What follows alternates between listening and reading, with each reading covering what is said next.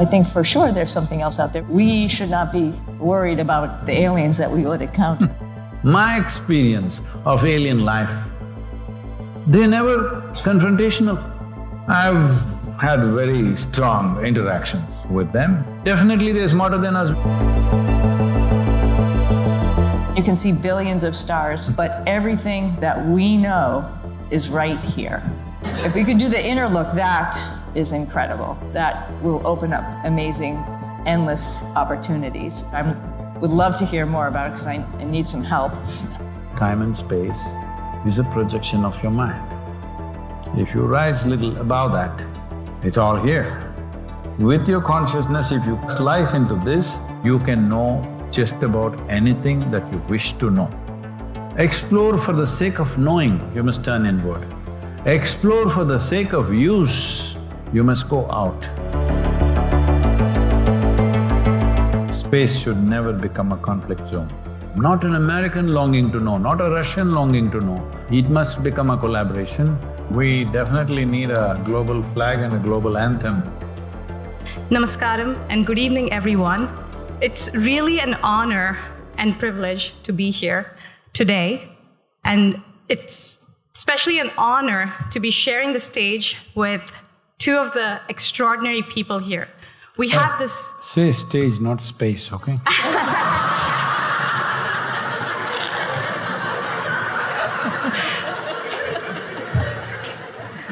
What? Started. Today, we really have the rare privilege of bringing together two extraordinary explorers. We have with us astronaut Sunita Williams.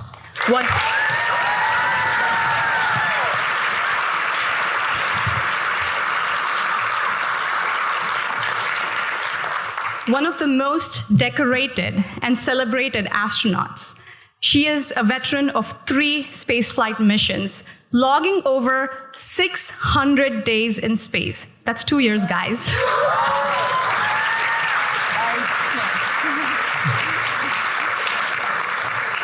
She's conducted 9 spacewalks, totaling over 62 hours, an all-time record for women to date.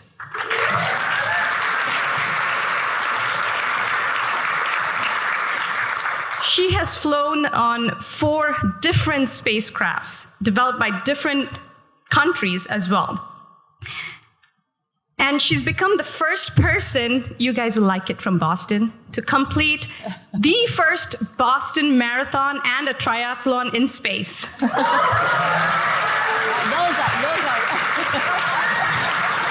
I was really cheating. And she has also served as a US Navy captain and test pilot with over 3,000 hours in 30 different aircraft types, truly pushing the frontiers of human possibility.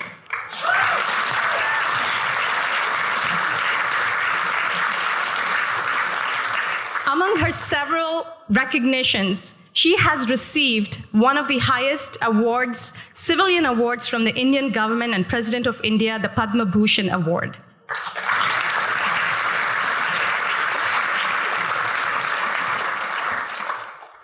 And of course, our next explorer is Sadhguru, a vision… I didn't go anywhere, huh? I did only local travel.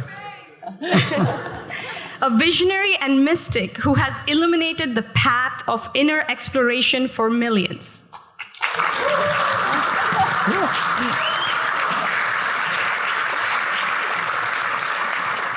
Today's theme for our panel is conscious space exploration. What does this really mean? For me, this is not just a topic, it's actually shaped by a quest for 2 great longings. One, that of the outer exploration of space and reaching towards the cosmos, and the other, to actually explore the inner space and the journey towards consciousness. And Sunny and Sadhguru, I actually endearingly call you my space mom. I know. And Sadhguru, you're my cosmic dad.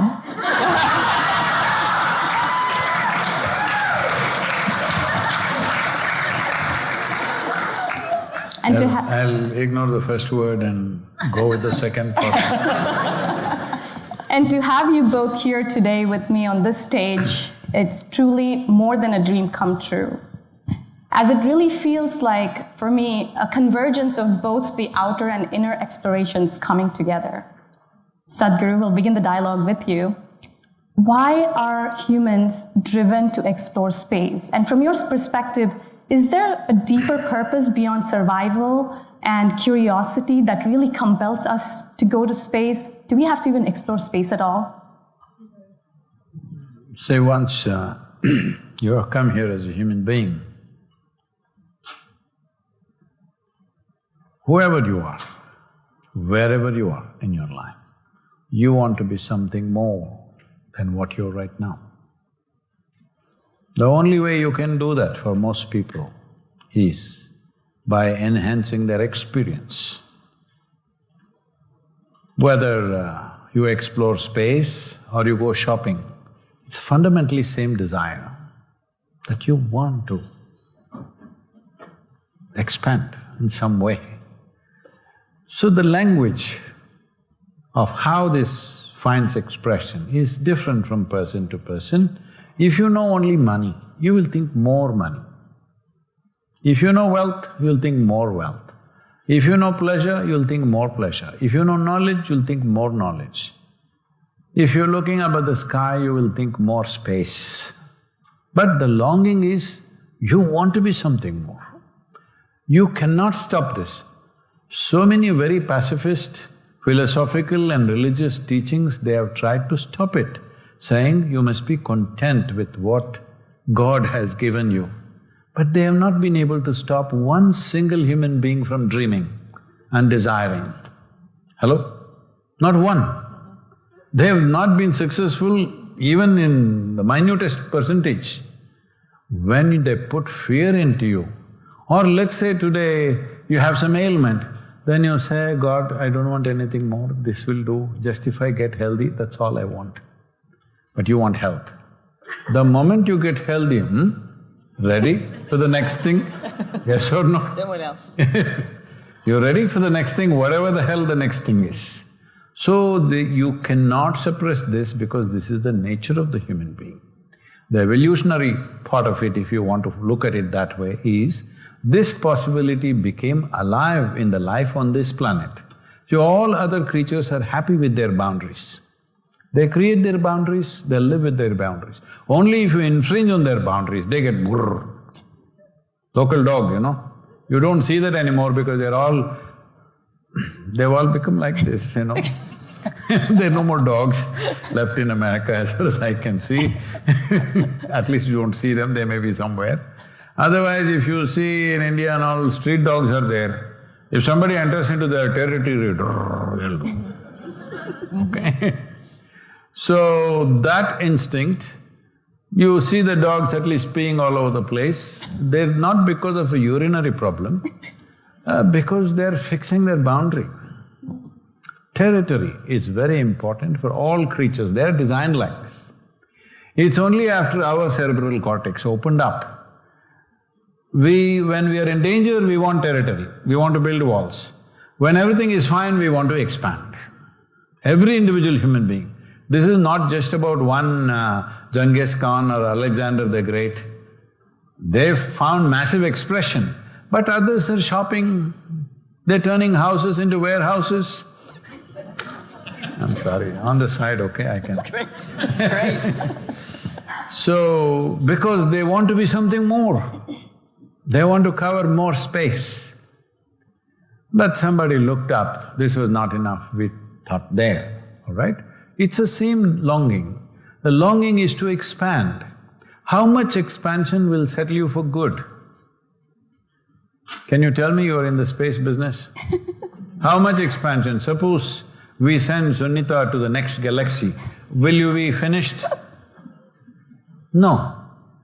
So we want to expand limitlessly, but we are approaching it in a very constipated manner, little by little, all right? No, the longing is to become everything. We want to know all. We want to be everything in the universe. but it's finding very constipated expression. This is what we need to change.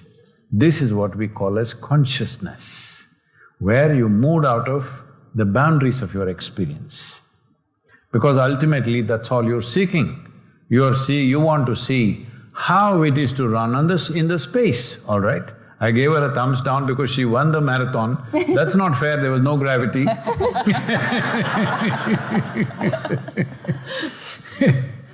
So, essentially, we want to expand. There is no limit how much we want to expand. Right now we're thinking moon, Mars like this.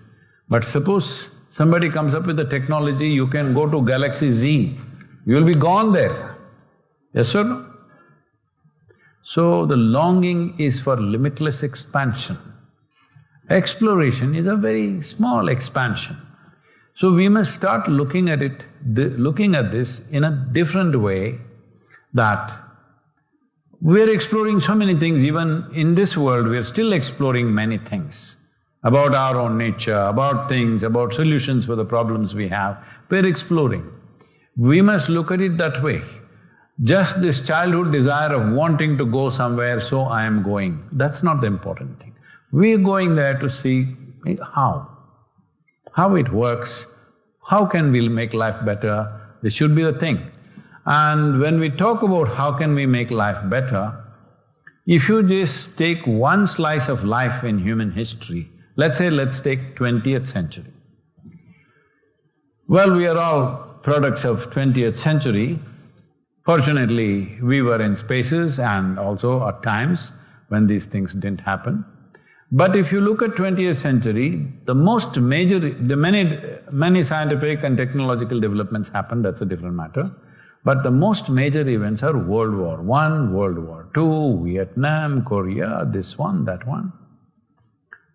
Why is this happening? Because we've made this planet into like a birthday cake and we're cutting it into pieces. This is my cake, this is my piece, that's your piece. I want to have a bite of her piece. Problem. I think because at one point at the developmental stage of this space explorations, United States and Russia work together, US and India have worked together, Europe has worked together. I think once we leave our atmosphere, at least here also we need to do this, but it's asking for too much, all right? But once we leave this, these differences, are you black or white, man or woman, American or some other nonsense, what you are must be left here, all our problems we must leave here. This exploration must come with some purity of how we approach human longing to know. That's what it should become, not an American longing to know, not a Russian longing to know. No, human longing to know. It must become a collaboration. It used to be like that to some extent, but unfortunately now it's becoming because we are seeing once again as a military possibility, unfortunately. I hope we drop that in future leadership and… Thank you so much, Sadhguru. I think this was… nobody explained… In zero gravity, if I shoot a bullet, will it kill somebody or it'll just bounce out? I think it will just keep going. It'll go through? Oh, I think it will go through. I don't know. This is a question I Didn't you throw something at somebody in these 9 months? And it hit them, yes.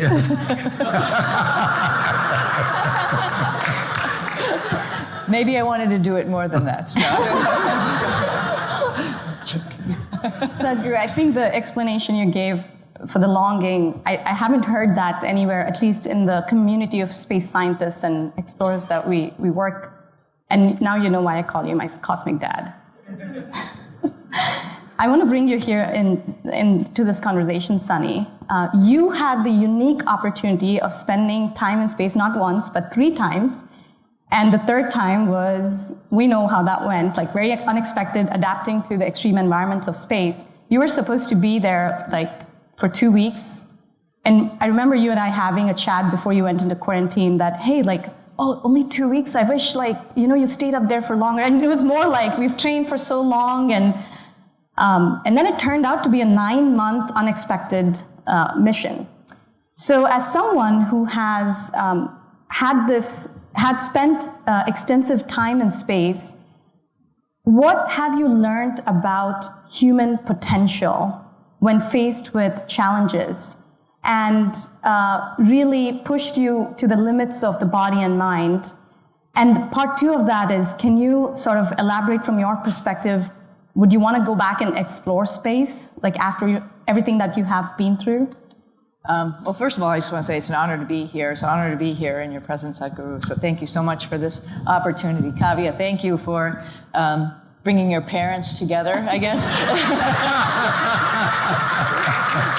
After such a long absence. But, space exploration, this is amazing to sit and listen to you talk about it. It's funny because we've had this conversation in our office about how we want to leave low Earth orbit and go on and explore. And it just seems natural and right that we leave as humans. We have the ability to make those judgment calls as humans to explore, to look further in the universe. And so we're all humans. We have that ability to try and do that. We're not set by boundaries like you talked about, and so we want to explore those boundaries and push those boundaries. I think everybody does. And so I think I totally agree. Our time in space was a little bit longer than we had planned, but it was an opportunity to push those boundaries and look at ourselves and what we were doing and understand our role in that exploration of pushing boundaries. So I don't know, I feel like it's a challenge more than anything else, and some of that an opportunity, and you maybe have to look inside a little bit as something that seems as though it's an issue, a chore, a problem, and understand what is it actually teaching you. I think one of the other things about space exploration, to tap into it and any type of exploration, it leads you, once you get to one step, to asking a question about the next step and asking the next question, because you don't even know. I feel like we don't even know what to ask. I feel like we don't even know where we're actually going to go or what's on the other side of that rock that we're going to look at. So you want to get to that point of exploration so you can ask the next question.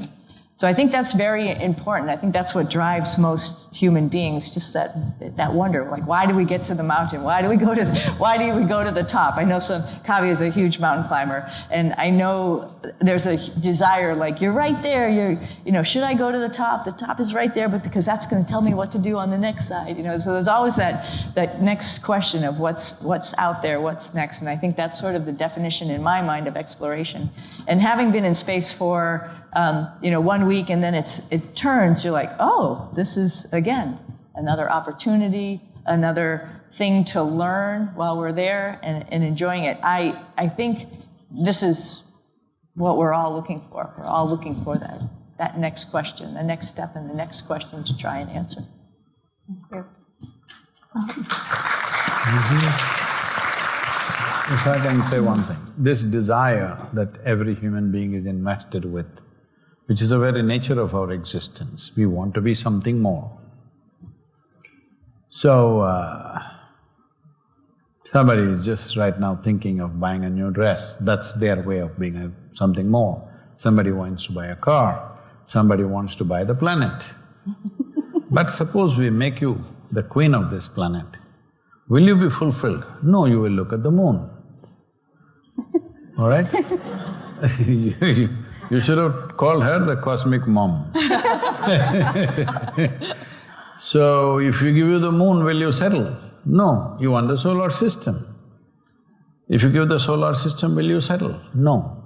So, if you really look at it, if you go physically exploring the universe, you will be lost forever, not 9 months.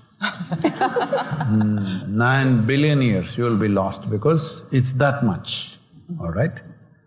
Neither the men of science or women of science, nor people who claim to be men of God have no clue where it begins, where it ends. So when you explore something like that, you must find another way.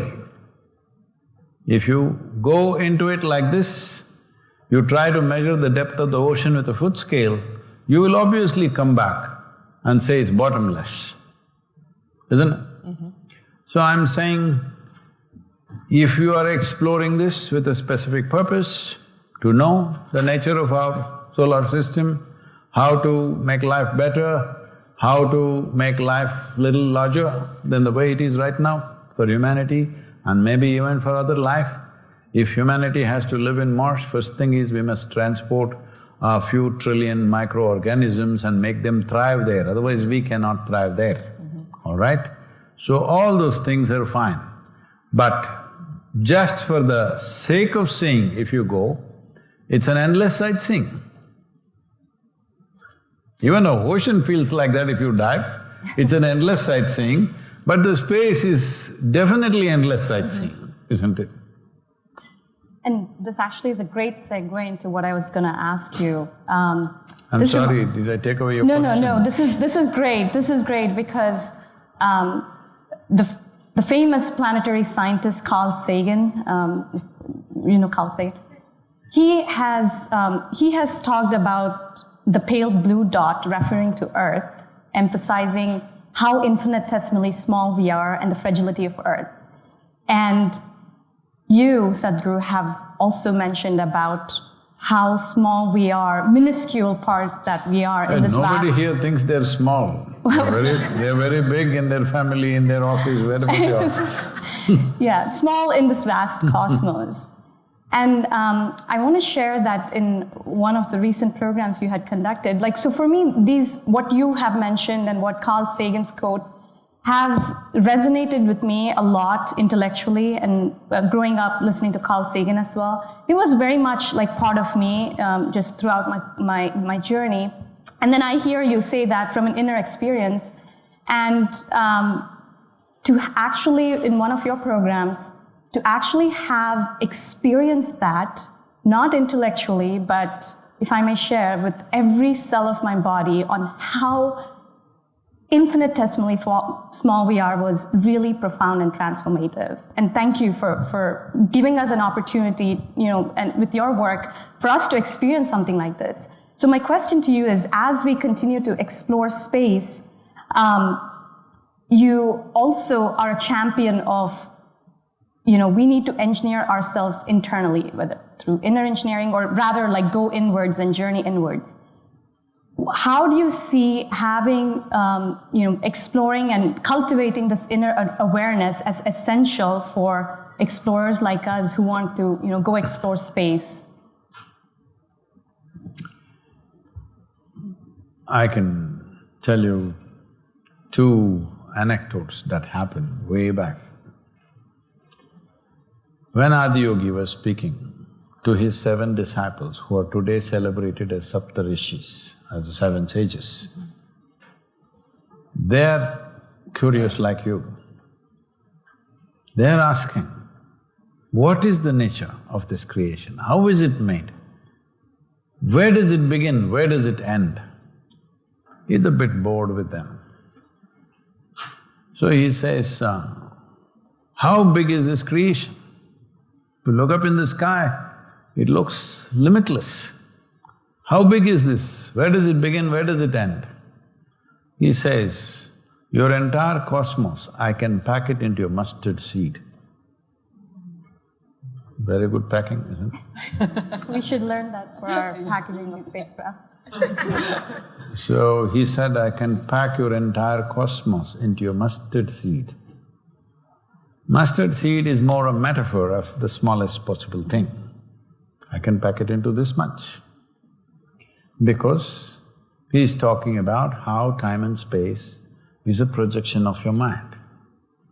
If you rise little above that, it's all here. So for what is here, you shouldn't go too far. But the important thing is, this is why I said, the orientation of this space exploration should shift to utilitarian, because anyway it'll go there, all right? People will think, already people are thinking how to mine the moon, Mars, whatever. It is utilitarian. For that purpose you go as far as you want to go, it's fine. But sheer sightseeing if you want to go, you're going to be lost for 9 billion years or forever, all right? In our perception of life, 9 billion years is you're gone. Another thing he said, and they went on poking about what is it made of, how is it made. By now he was thoroughly bored with those people. He simply said, "Lauds." I said, just 5 elements. Only with 5 ingredients the whole creation is made. The 5 elements of nature, which are earth, fire, water, space and air. So these 5 ingredients are there in everything. So it's just 5 things causing so much mischief. So do not go about… What he is trying to say is, he gave the methods. Don't go about trying to find out everything because you have a finite amount of life. You don't have an infinite life, all right? Whether it's individual human being, as humanity as a whole, and the damn planet itself has a finite amount of life, we must understand this. It is not forever. It's just we are at its best time, trying to make it worst, that's another matter. We are at the best time, for humanity. In many ways, never before human beings had these capabilities, this much comfort, convenience, technology works. Above all, you don't have to go forage in the forest to find your food. It's organized. If you just put it on the phone, it'll come and land in your house, all right? So this was never possible, that survival was so well organized. Still, unfortunately, there are famines in the world and all that. That's something we have to tend to, but largely, at least for 80%, 70 to 80% of the population on the planet, survival is better organized than ever before. No question, isn't it? So when this is so, it is time to explore. Explore for the sake of knowing, you must turn inward. Explore for the sake of use, you must go out. This is my take.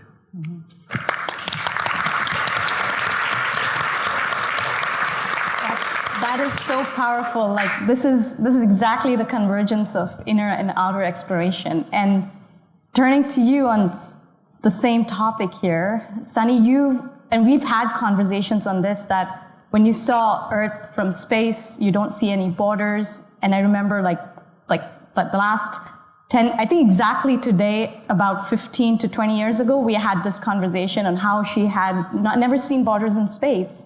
And astronauts and you often talk about what's called this overview effect, the effect that they have when they see Earth from space. I want to ask you, can you share your experience on that? And how has that changed your perspective on life, humanity, human consciousness? Yeah, I was reflecting on the mustard seed. You thought I'm very small, looking from Yes, there. exactly. Mustard seed size, right?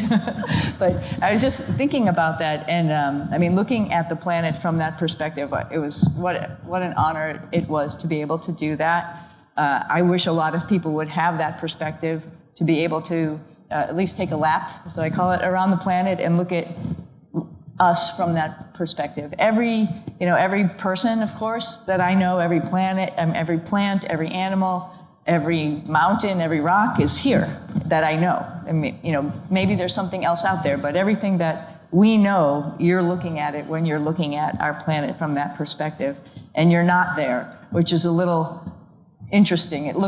It's a big planet, of course. It doesn't look like a mustard seed. It looks a lot bigger than that, but everything is bundled up right there. That's it. And that's a very feeling that makes you feel very small. Like, wow, that's everything we know. You can look out into the universe. We have amazing windows, or you can go on a spacewalk and you can look out into the universe and you can see billions of stars, and there's a lot out there, but everything that we know is right here. One tiny little mud ball. One tiny little mud ball in that big, huge, vast universe. And it really puts things in perspective. And again, associated with that was what Kavya mentioned, is there are no obvious borders beside for landmarks on the planet. And it really makes you, and usually you go to the window and what's there? The ocean, 71%, I think, right? Not just 70%, but 71% of our planet is ocean. And so you usually see blue, and then you get a splot of some other beautiful color, black, brown or blue or gray. And that's where the people and the plants are, and the dog that you love is all right there. And it's just and we're all together, and that's it. This is our one home, and I think that perspective is one that I wish we could share, everybody could have the opportunity to have. And so when we look at not just exploration and utility of going to space, but just the ability, put it that way, for other people to have that perspective would be amazing. I think my dad one time said to me, he said, we were talking about people who are geniuses and stuff, and I was like, I get to go to space. That's all I get to do. There's nothing more than that, right? Yes, I had to do well at school, and I had to be physically fit, of course, blah, blah, blah. But that's not genius. The people who are genius who could see all those things without their two eyes. Like, I get to see that the planet is round. So, by the way, the planet is round. And I get to... Confirm now, it's confirmed. Yeah. Because there are still… It's not flat. No, there are still a lot of people teaching the planet is flat. That's why I'm telling you. So as many people out there, just so you tell your friends, your family, your children, the planet is round. But I got to see that. That doesn't make me a genius. It just gave me that opportunity. So I wish everybody would have that opportunity. The people who figured that stuff out without having to see it with their own two eyes, those are geniuses. And when you can do an inner look, and you can figure out how to do that, which I would love to hear more about because I need some help. If we could do the inner look, that is incredible. That will open up amazing, endless opportunities, as well as when we get everybody a lap around the planet to think about ourselves and where we are in this universe in a different, unique way. So that, how do we do it? Turning to you, Sadhguru, like, are there any practices or anything that, what Sunny asked about turning inward, and even for the community out there that's designing spacecrafts, we want to go explore the space, and for all the space leaders making all these policies and everything, are there any inner practices or anything that we could actually implement so we could have that experience? Because obviously we can't launch everybody into space just yet to have that, view of Earth, but could you please guide us on that? I feel like we all can do this. How?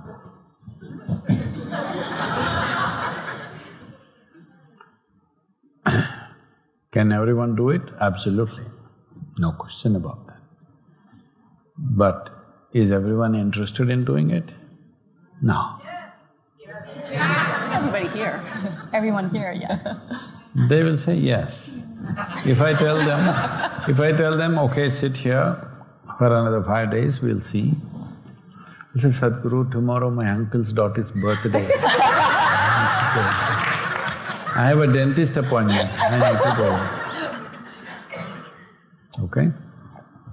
Do you have how to be phone? It's just on the internet, Instagram yesterday or day before. So, as I said, so you're mixing these two worlds. I said you turn inward for pure knowing. You turn outward for impact, for use, for utility, to help. They're two different things. Now you're saying, okay, can you teach us some practice that we can put to use in the NASA, whatever? Well, can we have these No, you have tools? a job, I know, you can't help. we want to have some, what kind of tools can we use that by increasing the inner awareness, we are better custodians as we go into space? That's a different aspect. We can talk about that. Is that what you're asking or about how to know? The second, how do we practice, get these tools so we can actually make better decisions as we explore space? So the internal knowing can actually help us do the utilitarian part of exploring space in a much better, safer way. That is unfortunately something we have not practiced on the planet. We are making useful things one against another, all right, all the time. We're trying to extend that into space because we're the same people. No matter where we go, we're the same people. First thing is, unfortunately, I'm 100% for science, but the present attitude for science, of science, not everybody, but largely it's become, everything that you see, you want to know how to use it. Whether you see a planet or a microscopic bacteria, people are extracting protein out of bacteria. Come on, and leave them alone.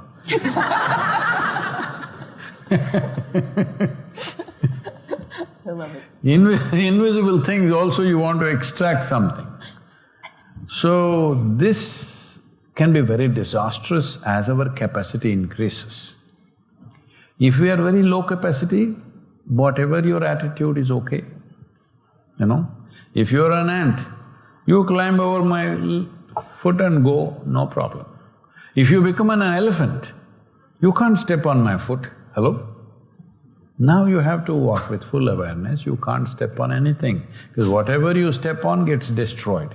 Right now, we are becoming bigger than a dinosaur, human being.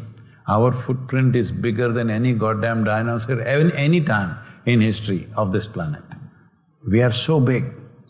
Each human being, what they're capable of with their technology available to them, if the footprint is too big, when it's like this, there has to be an inclusive experience of life within you. This thing about everything is divided. Gender, we're acting like two separate species. Nationality, we have to fight endlessly. Race, religion, caste, creed, you name it, goddamn it, universities fighting between each other, all right?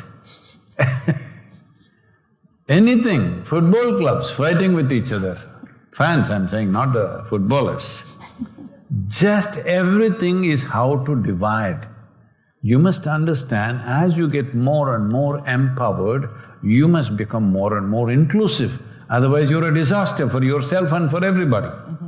So as your capacity to go into the space gets enhanced, if you're still in the same mode that you're constantly seeing you versus somebody, see, the movies that came, because tomorrow I'm speaking to these people who are doing Monolith, you heard of that? The Space Odyssey, they're making another documentary on that movie. So I had not seen that. So they said, you must watch. 3 days ago I sat down and watched the movie. Well, it's phenomenal. In 1968 they saw the things that they saw. But lot of science fiction writers at that time were already talking about many things, and I think a few of those ideas which were fiction have actually come into science as a possibility because it was an idea, an exploratory idea. Nobody made Star Love, they made Star Wars, isn't it? Why do you think if aliens come, they will come with guns just like you?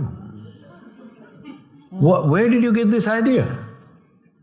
In India, there are a whole lot of stories about aliens, you know. If you see Mahabharata, Ramayana, everywhere there are yakshas, Gandharvas, Ghanas, all kinds of people. They never came with guns, nor did we go at them with anything. They were all welcomed, they had different capabilities. Some were dangerous, so we kept away. This is how the stories are describing. But why are we thinking, if they come, they'll come with guns at us? Because you have to sell the movie. But it's infected a whole generation of people. All the children are thinking, aliens will come, we must fight, we must do this. Arey, what makes you think they are intending to fight with you? My experience of alien life, they're never confrontational. Because whatever I have seen, their competence and their ability to move and everything is so absolutely fluid, they don't have to fight me. They can poof, go away, okay? So why do they have to fight me? There is no need for them to fight. We don't know what capacities they have, what type of life they are, how they are made, whether they have physical kind of thing or there's something else. You don't know. Why are you assuming they will come guns blazing? And what a damage we have done to generations of people, because every child thinks, if alien comes, I must be ready with my gun to shoot them. How sad is that? I'm saying this has to go, means you must step out of your limited way of understanding things. Where is the limitation? Can I take a few minutes, madam? See, this is the structure of how we are experiencing life. I'm talking about one level only, which we call as manomaya kosha, which is mental body here. Physical body is another matter. There's a mental body. As there is a physical body, there's a mental body. This is the software. This is hardware, that is software. We're talking about the software because all your behavioral patterns, your attitudes, your approach to life is according to your software. What kind of software you loaded on your computer, that is how it operates. Doesn't matter what is the hardware, isn't it? Hardware can function here or here, but it doesn't decide the direction of operations. It's a software which determines this. So we're talking about the software. We look at human mind or human mental body like this. There is an intellect which we call as buddhi. If I ask you, should I ask you? Those in the upper chambers, if I ask you, would you want your intellect to be sharp or blunt? Sharp! They want it sharp. Because an intellect is useful only if it's sharp. If you're carrying a sharp instrument in your hand, let's say you're carrying a very sharp knife in your hand, now the hand that holds it must be very conscious. If it is little la la la la la, I may cut her or cut myself. It's happening. If you had the brain of an earthworm, you would be fine. You would be quite meditative. Yes or no? Yes. Now, you have a certain level of intellect. To develop this cerebral capability, it took millions of years of R&D. You may call it, you may dismiss it as evolution, but it's actually research and development. So many things were done right, wrong, this way, that way, and then it came here, all right? It didn't just happen like that overnight. It's not on the sixth day all this happened. It took millions of years to get your cerebral capability to this level, and now human beings are suffering it. Where is all the human suffering manufactured? In Massachusetts? Huh? Up here, isn't it? So, if you had half a brain, or maybe quarter, half also is dangerous, if you had a quarter, you would be quite peaceful. You have a certain level of cerebral capability, it's driving you nuts. Why is this happening? See, the knife is there. Nowhere has it ever happened, a knife jumped up and stabbed somebody. Did it happen? No, I'm asking in your research. Yeah, in your research. In space it may happen. Maybe in space. In space It could happen. nowhere in this world, nowhere on this planet has it ever happened, a knife jumped up and stabbed someone. It all depends whose hands it is. The same knife has saved millions of lives through surgery and kitchen, cutting vegetables. The same knife somebody uses to take life. Both have happened. But knife is not dangerous, it's the hand that holds it. So if you have a sharp intellect, what holds it? This, in the yogic way of expression, we call this ahankara. Ahankara does not mean ego as it's normally these days they're propagating. Ahankara means identity. Because what you call as ego is just your identity. I am identified like this, I am a man. I am identified with a few body parts and I think I am a man. Suddenly, everything that I think is like a man, isn't it? I think I'm Indian. Suddenly, everything I think is like Indian. See, there is a national flag hanging in here. If you think I'm American, you see the flag, tears will come to you. Just a piece of cloth, hello? People have fought for it, died for it, killed for it, isn't it? Yes or no? All over the world, not in any one nation, I'm saying. Everywhere. What is it? It's just that we have to work from your childhood, this is your identity. Now once your identity is like that, this knife that you hold as buddhi or intellect, it only wails in that direction. You understand what I'm saying? It's all about protecting your identity. When you try to protect your identity in a crude way, they say you're an egoist. If you do it in a certain way, the way everybody else is doing, they'll call you a patriot. All right? Yeah. Hello? Yeah. So, this identity is connected to another dimension of mind, which we call as manas. Manas is a massive silo of memory. See, right now what you call as my body is a silo of memory, isn't it? There is evolutionary memory. That's why if you eat a piece of bread, you become like a woman. You become like a human being. If you give the same piece of bread to a dog, it eats and becomes a dog. Because evolutionary memory has not faltered for a moment, never confused. And there is genetic memory. 1,000 years ago, your forefathers, what kind of nose they had, that nose is sitting on your face. Right now, Telugu nose I'm seeing.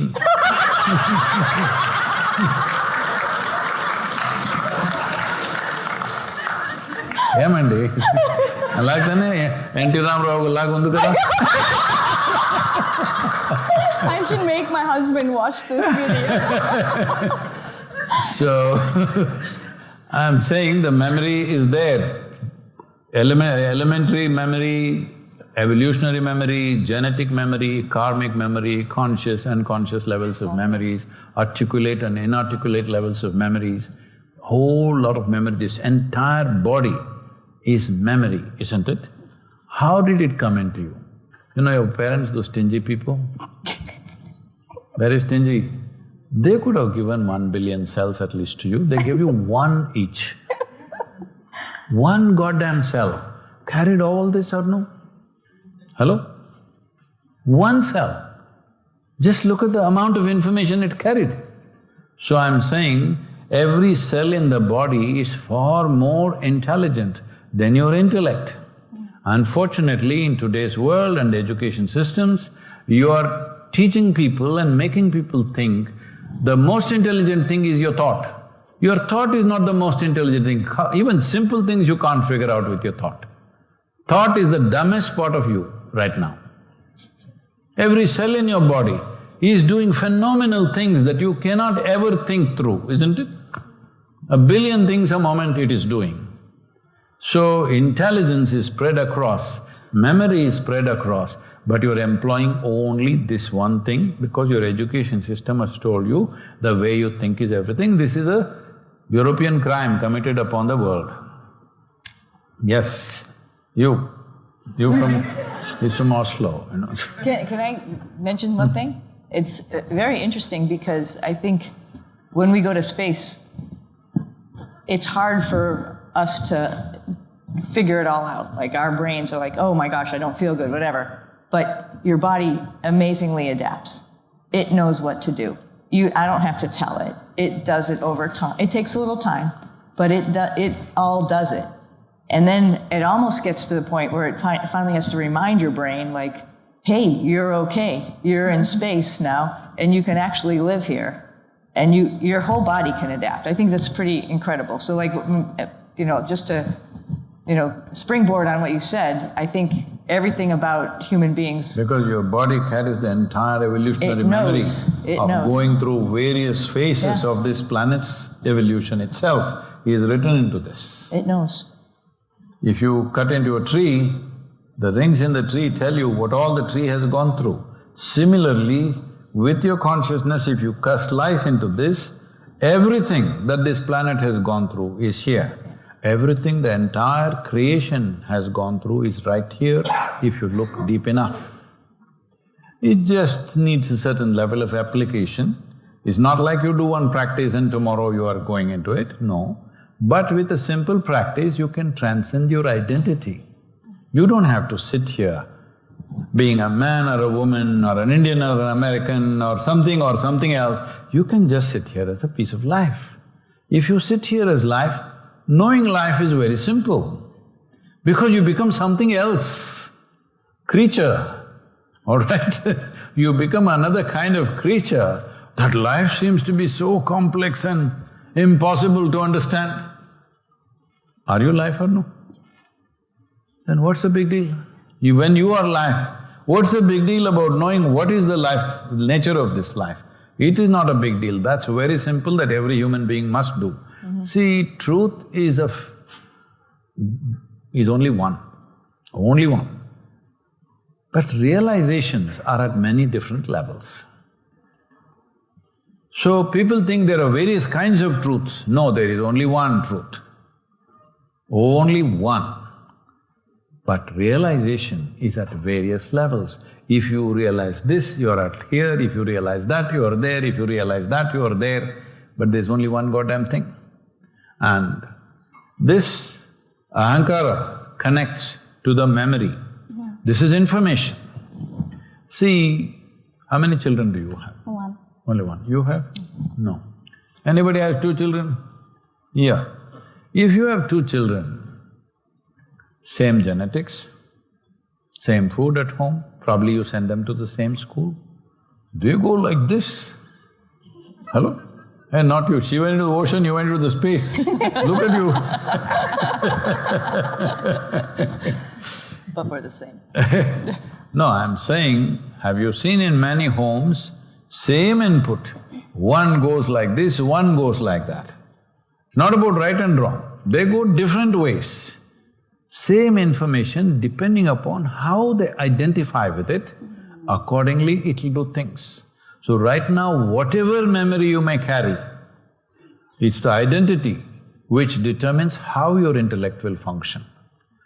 How your intellect will function depends on how you behave in this world, how you treat the world around you, how you treat yourself, how you treat the situations around you, everything. So fundamentally, you need to change your ahankara or your identity.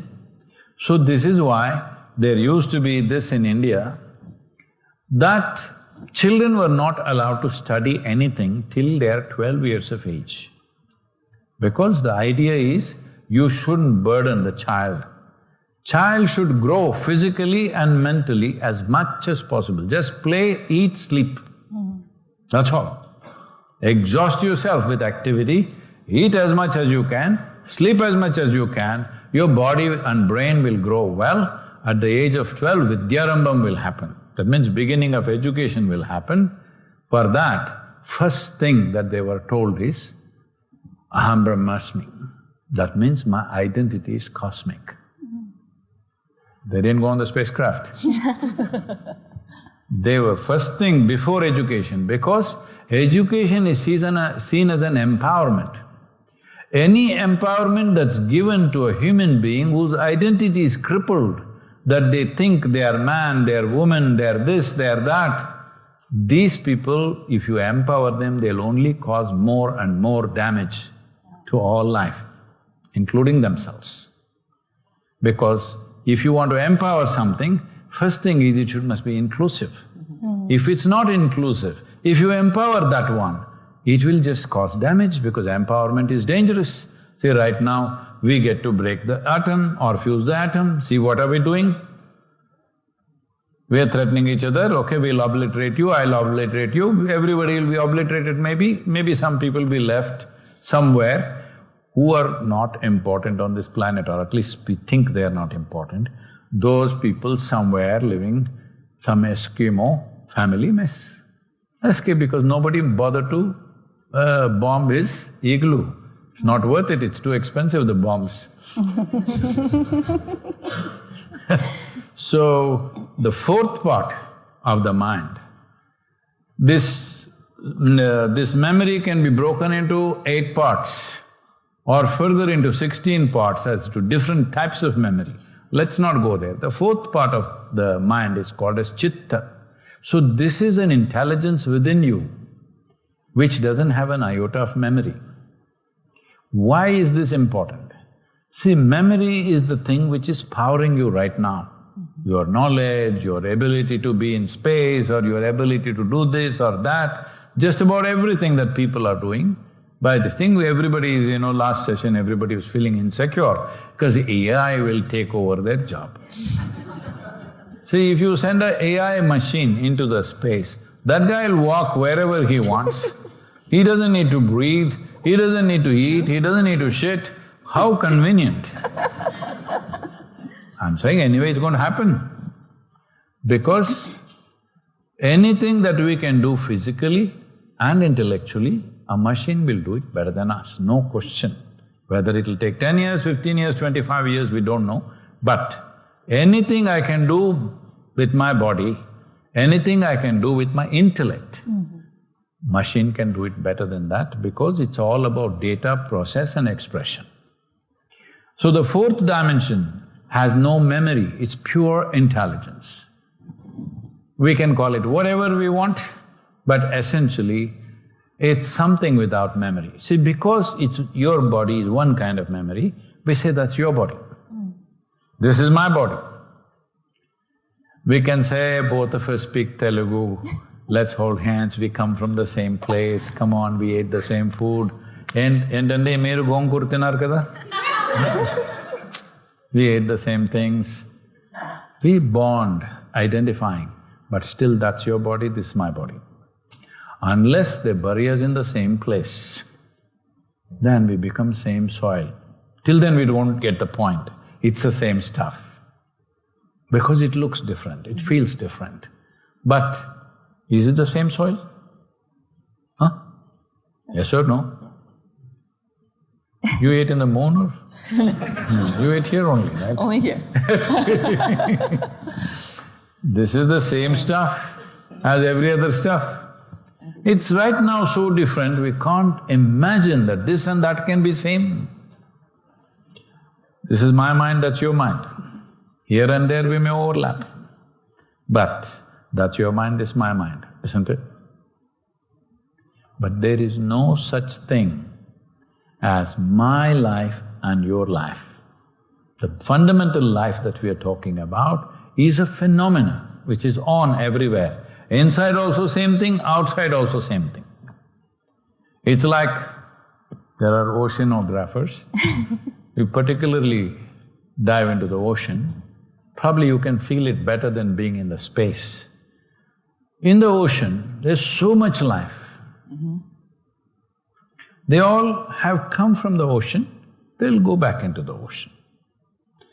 A fish or a shark or even a whale that's alive today after 100 years, where is it? Just dissipated into the ocean. Maybe a new shark has come, or maybe a shark has become a shrimp. We don't know. Hello? We don't know. A cat has become you have become a dog, something… From the soil, so many things have become so many things, isn't it? The air that we breathe also. Today what I'm inhaling and exhaling, tomorrow morning maybe not a dinosaur but something else is inhaling and exhaling. Yes or no? Yes. So I'm saying it's the same bloody stuff, even physically, mentally. But in its present manifestation, that's you, this me, 100%. But the life that you are and the life that I am cannot be two different things. So what is the difference? Why is it so different from one person to another? It is this fundamental. Let's get this one thing straight.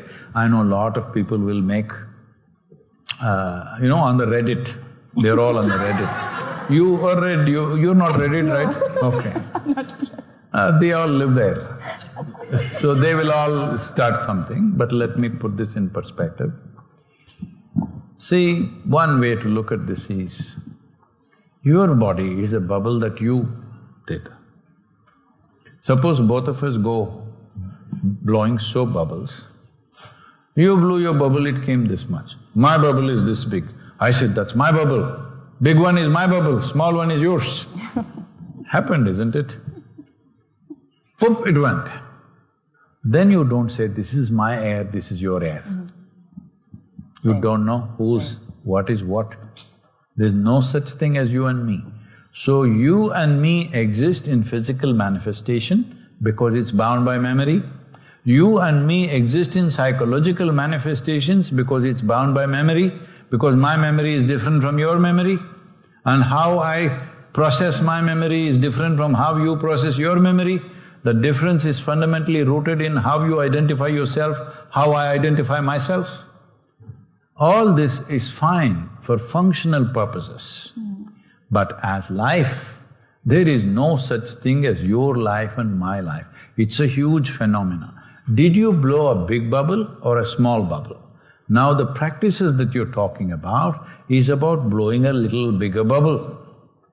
Because if you blow a little bigger bubble, in your experience you will become more life and less body, less mind. This is the most important aspect of yogic practices. You become more of a life, less of a body, less of a mind. Because if you're in the body, that's you, this is me. No way to make these two things one, isn't it? It doesn't matter what you think. Even lovers who are getting together, they think they made it one. In 2 minutes, they're different, isn't it? Hello? Even people who think they're absolute friends and we are one. If you go to the ice cream shop, you like this, I like that. I'm saying in terms of memory, no two memories can be same. You call it body, you call it mind, but essentially it's memory block. Your memory, my memory cannot be the same.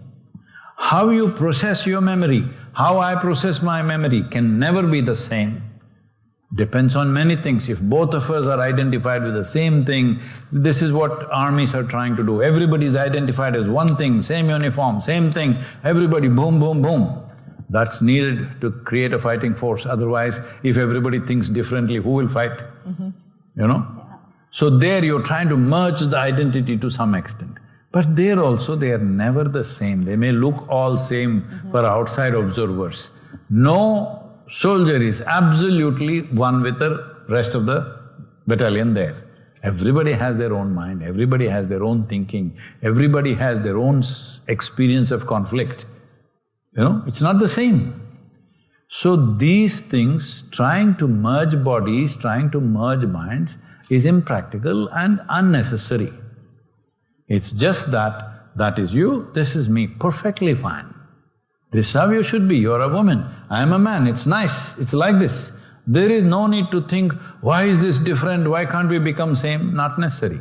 But as life, we must know this, but knowing it intellectually is not good. This is why the yogic and spiritual practices are this. It makes your bubble big. Because the bubble is big, now the quantum of life that is there within you is much more dominant than the physical body that you carry or the mental structure that you carry. So if you sit here, you sit as life. When I tell people, if I sit here for 2 days, I don't have a single thought because my mind is this much compared to what I am. I have a very small mind, I'm saying. It's only this much compared to who I am. So it is there. Is your little finger always kicking up, whatever you're doing? No, it's just like that, my little finger, it stays there. When I want to use it, I can use it. And since you said it's a big bubble, right? I'll just ask, is it possible to enter your mind or that big bubble for a few seconds to experience life the way you do? You can, if you're willing. But you can't enter with your body and your mind.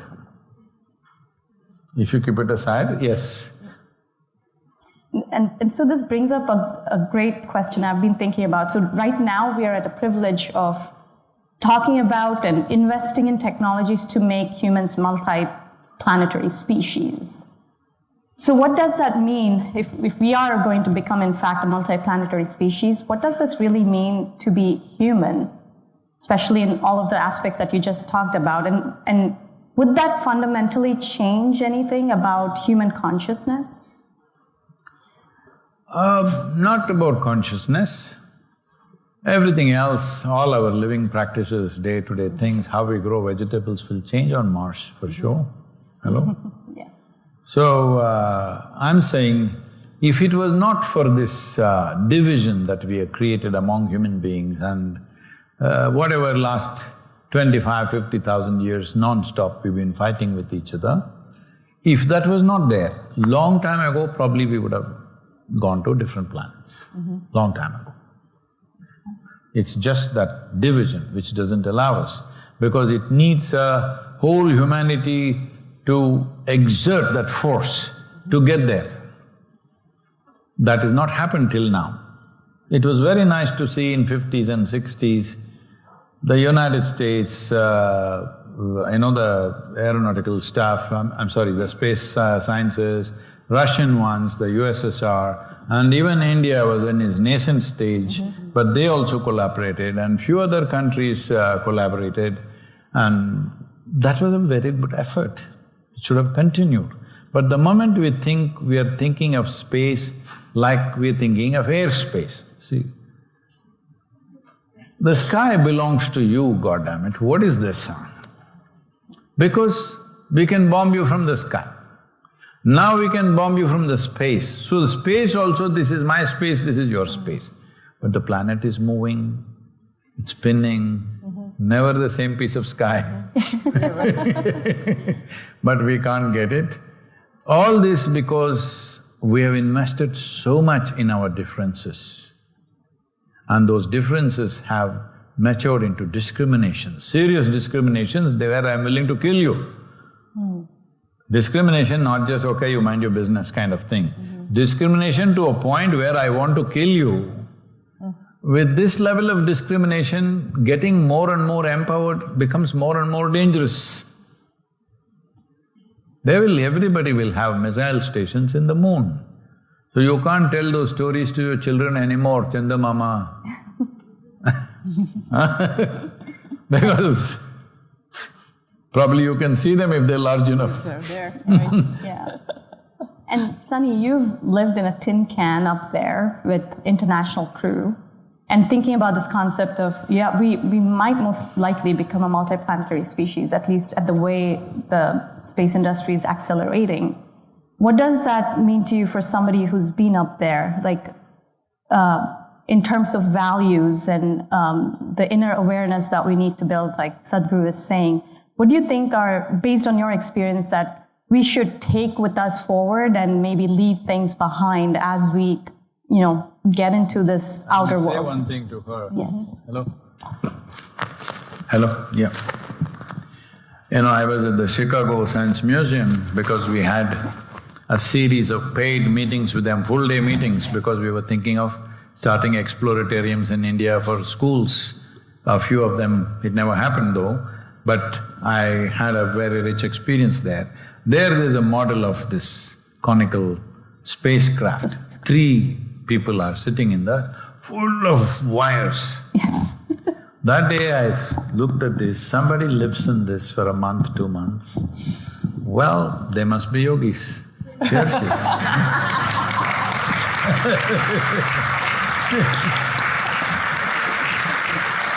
I think you do want a little bit of you have to find your own quiet time, and when you're in small spaces like that, for sure. So you have to sort of do a little introspection, right? So maybe there was a little hint of being a yogi that way, I'm not sure. It is…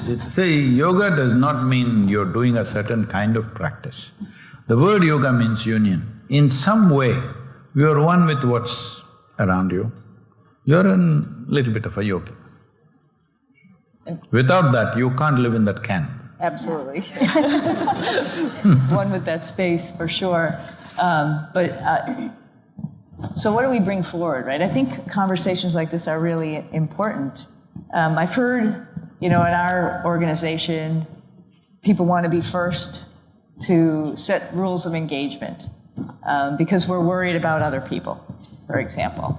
And so that is a driver. And, whether or not people recognize it, there's this little bit of a space race out there. For what purpose, right? That's the question, for what purpose? And like I mentioned, people have said to set rules of engagement, maybe for some physical purposes, also sort of like we mentioned, there's a utility in maybe being first in getting there. But I think, again, more importantly, the discussion falls back on setting rules of engagement. So how do we do that appropriately is, I think, really important. And having discussions like this as we go further to understand what is really important and why we really are doing this is really valuable. I think your insights of, trying to figure out why do we have the perception that we have differences? Why is that so strong? Identity. Yeah, but it shouldn't be. When we come back to it, we're all really the same. And, getting back to the very beginning of our conversation, as we leave Earth, we're all humans. Everybody in this room is a human. We're all sharing the same life, as far as I can tell. And we're all sharing the same life, as you've mentioned, and we need to appreciate that and understand that as we go further. Maybe we'll find aliens, I'm not really sure, but at least we will go together.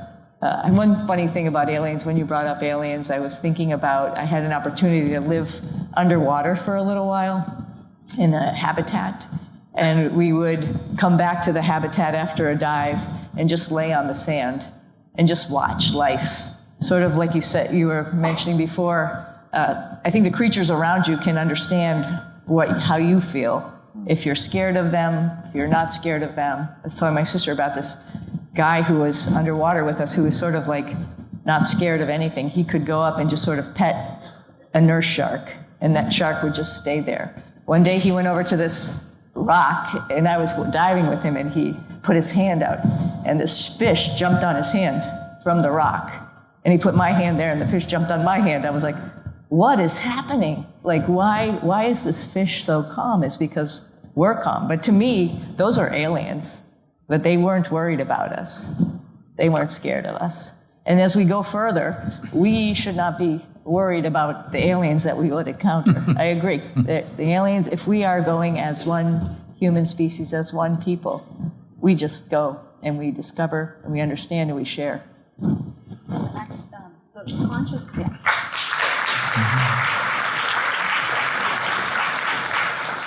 So Sadhguru, like your vision for a conscious planet, right? Like it is so powerful. It's sort of bringing us to look within. I mean, as the space industry, we're all like looking outward. The conscious planet really draws us into looking within for the ecological well-being of the planet. And just last week, I was at a major space conference, and we were talking about sustainable space and resilient Earth.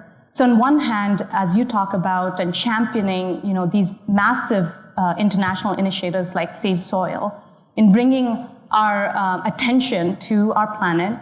But on the other hand, the space industry, whether that's government or agencies, we are talking about, let technologies to go to the moon and Mars and keeping humans alive in space, and maybe like even more importantly, like resources and mining on the moon and Mars. So I wanted to understand your perspective on, do you think space exploration can be a catalyst in your vision of conscious planet? And are there any deeper, is there a deeper purpose that can guide us as we, plan for these, massive endeavors in space, and just bringing back the conversation of what does it mean to be human, and what Sunny expressed and you expressed in the past, few minutes here. I all sort of see it coming together, but I think I really want to understand your perspective on that. See, till now only about 600 people have gone into the space, if I'm right. So to take 600 people, how much technology, how much expense, everything. To take all the population to go up there and have that perspective, it's not practical, all right? It's not possibility of taking a whole population to realize something from there. I'm saying you don't have to go that far. Right here, if you distance yourself from all things that you have accumulated, simple, before you go to bed, like you change your clothes, you keep everything down mentally. Your home, your relationships, your body, your mind, your ideas, your philosophies, your qualifications, everything, keep it on the bedside. You'll also sleep very well if you do this, okay? You keep it aside and sleep. Initially, this will happen, just do it for some time. One day you will wake up in the morning, like you just born. You can go and have a medical check that day.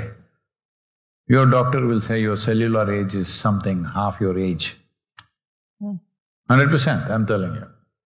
Wow. Because the nature of your body is shaping your experience in many ways. Similarly, the nature of your experience is also shaping your body. You know, last year I broke my head a couple of times and went into emergency surgeries. So, whatever MRIs and MRIs that, I've never really been in hospitals like that, but all that they were doing, and the doctor, my surgeon is saying, Sadhguru, how is this possible? You have the spine of a 30-year-old. I said, 30? I thought it's 25. Oh, maybe, but I thought it's, going below 30 is like a little, he's breaching the thing.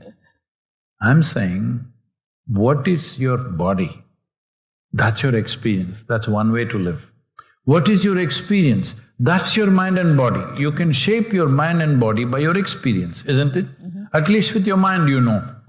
By your experiences, your mind gets shaped or not. That's what we're talking about, Sunita. By your experiences, in many ways, your mind, your perception, how you understand life, how you see life, everything is changing. That is true with your body also. How your experience is, your body also alters itself like that. So, what is consciousness is this, that you stretch yourself like spacewalk, okay? You leave the known territory of your memory and step out. Right now, people have instilled so much fear about anything that is unfamiliar, rather. Anything unfamiliar. Well, she was talking about this shark and this little fish. This has been a living experience for me. Right from my childhood, I just picked up venomous snakes just like that, Indian cobra, if it bites you, you have 4.5 hours max. The viper bites you, you have 2.5, 3 hours. The king cobra bites you, max 40 minutes. It's a lot of time. To think. I've handled them always right from childhood. At one time, they were all over my bedroom. They slept with me. When I woke up by millimeters. I'm a dead sleeper. When I sleep, I'm dead. I am not somebody who's light. House alarms went off, go off, I sleep through it without any problem, all right? So, when I wake up, I learn to wake up by millimeter at a time. Because they're all over.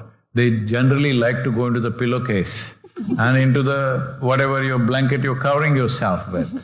You have to wake up by millimeter. Only sudden moment will kind of make them agitated. Otherwise, they'll just come like this. A wild snake, I'm not talking about pet snakes. A wild snake, you just pick it up like this.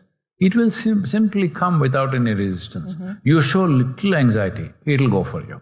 Because it's reading your chemistry, just like that. The bees are like this.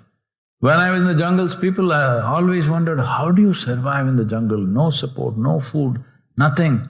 See, the movies will show you if you walk into the jungle, fruits are hanging everywhere, you can eat. Nothing like that. To find one scrap of food, you have to work very hard, okay? I've lived for weeks. How I survived? Mainly honey. I just drank honey. When I parked my motorcycle, I pulled out my petrol tube like that. It would be this big, I kept it extra long. And I went up the trees, stuck it into the beehive and just drank. They thought I'm just one more big bee. If you show little anxiety, they'll go for you. If they bite you in this area, 10, 15, you will die. Suppose out of fear you opened your mouth, one goes and bites inside, one is enough, it'll kill you. You will suffocate to death. But they never bit me. I sucked half a liter, 3/4 of a liter out of it, and it gets over, one chamber gets over, you have to stick it in another place. They were quite okay with me. They thought I was one of them because I don't show any change within me. You show little change, it's finished. So, life is like this. It's very sensitive to everything. But because you are having a for lack of words, I'm saying people are in a state of mental diarrhea. Because of this diarrheal problem, non-stop it's running simply, all the other sensitivities have gone down. The very experience of life is gone. Their experience of life is right now only their physiological structure and their psychological structure. Both are accumulations over a period of time, isn't it? You're only experiencing what you have gathered. You're not experiencing the nature of life that you are. Once that happens, every exploration becomes simple. What is your level of interest? How far do you want to go? That varies from person to person. Some people like to travel all the time, some people like to be at home. It's okay, that's their choice. That it all depends on what type of information they have, memory they have, accordingly they do their thing. It's all right, everybody need not be doing the same thing. But the important thing is, no human being need to be in a state where their own body and their own mind tortures them through life. That need not happen, but that's happening large scale. And so, as what you mentioned was, we do need to build that inner awareness and be able to build that human potential. Don't even say inner awareness, because then they think there is inner awareness and outer awareness and whatever. There's no such thing. The thing is this, right now, if I put a pin in your little finger, your little finger will be the most dominant part of your body right now. Yes or no? Why? Because something intense is happening here. So wherever maximum is happening, that'll be your attention. Right now, the maximum is happening on your phone. I thought it's an extension of one's body, Hello? Good. I have not seen a whole lot of people without it. So, wherever maximum activity is happening, that's where your attention will be. Right now, this is going endlessly, that's what it is. Why this is going endlessly is, it is all in that ahankara, how you identify yourself. Right now, I identify myself as… I don't want to get political, but let's stick to man-woman, okay? Let's not go to nationalities, it gets into trouble. Right now, I think I'm a man, too much of a man, because that's all I know, myself. My identity is with this. When it's like that, the only thing that I can think of is woman means something else, all right? Counter. Because biologically it is a counter. But that is so for all the creatures, but the creatures have been controlled by nature itself, that their awareness about their sexuality and the female or male being your counter is only seasonal. Rest of the time, they don't care who is who. But nature has released us from those seasons and those kind of restrictions. Now the whole goddamn world is immersed in that, all right? It's very unfortunate, nothing wrong with it. It's just a limited aspect of your life, you must be able to conduct it consciously in a dignified manner, it's over. But whole world is filled with it because there is no control over this. What you're identified with it, that kind of diarrhea will happen. So essentially, physically, you're also a medical doctor, are you? No, PhD doctor. Okay. So if you eat bad food, you will have diarrhea. In India, in all the alternative systems like Ayurveda, Siddha, everything, whatever ailment you go with, first thing is they'll purge you. They'll give you certain medicines which will just purge you clean. They will ask you, is just pure water coming? You drink water, only water should come. Then they will do the other treatment, because first thing is to purge. So, what type of diarrhea you have depends on what type of food you consumed, isn't it? So first thing we do is, you're having diarrhea, stop eating, just drink water. But if you don't eat that food which is causing diarrhea, diarrhea will continue. Right now, this is the same problem with the mind. You identified with something that you are not. When I say something that you are not, on the surface you are a woman. But as a life, you are not a man or a woman, there is no such thing. On the surface you belong to a certain nation, certain identity, certain many things. But deep down as life, it's one phenomenon. So because you're identified with the surface, there is a bit of a diarrhea. How strongly you're identified, that much diarrhea you have. Okay? Because you're eating poison and thinking it'll be okay. It'll not be okay. Because if I tell myself I am something other than what I am, this will suffer. So this mental diarrhea is happening, non-stop thought process is happening because you're identified with something other than life. So the first and foremost thing we did before education is, my identity is cosmic. Because as you sit here, whether you know or you don't know, everything that's there on this planet, in some way is there in this body, right? Yes or no? People, doctors are telling you, these days I see people are sucking on magnesium, potassium, sodium, I need… You do that up there? No. Up there you have to do, right? We just eat what we have, but I don't ask questions about it, it's needed. No, I'm saying these days everybody is sucking on, this is magnesium I need potassium, I need sodium, like this is sucking on it. So every goddamn element that's there on the planet is there in your body, because after all it is a planet. Whether you understand or not, Mother Earth will suck you back one day, all right? Just a question of little you can prance around for some time, but it will suck you back anyway because it threw you out and it'll suck you back. It is not just this. Every aspect of everything that is there in this universe is also there within you in a very minuscule way. It'll take a lot of exploration to see that, but it is there. Because creation happened in such a way that what happened here and what happened there is not different.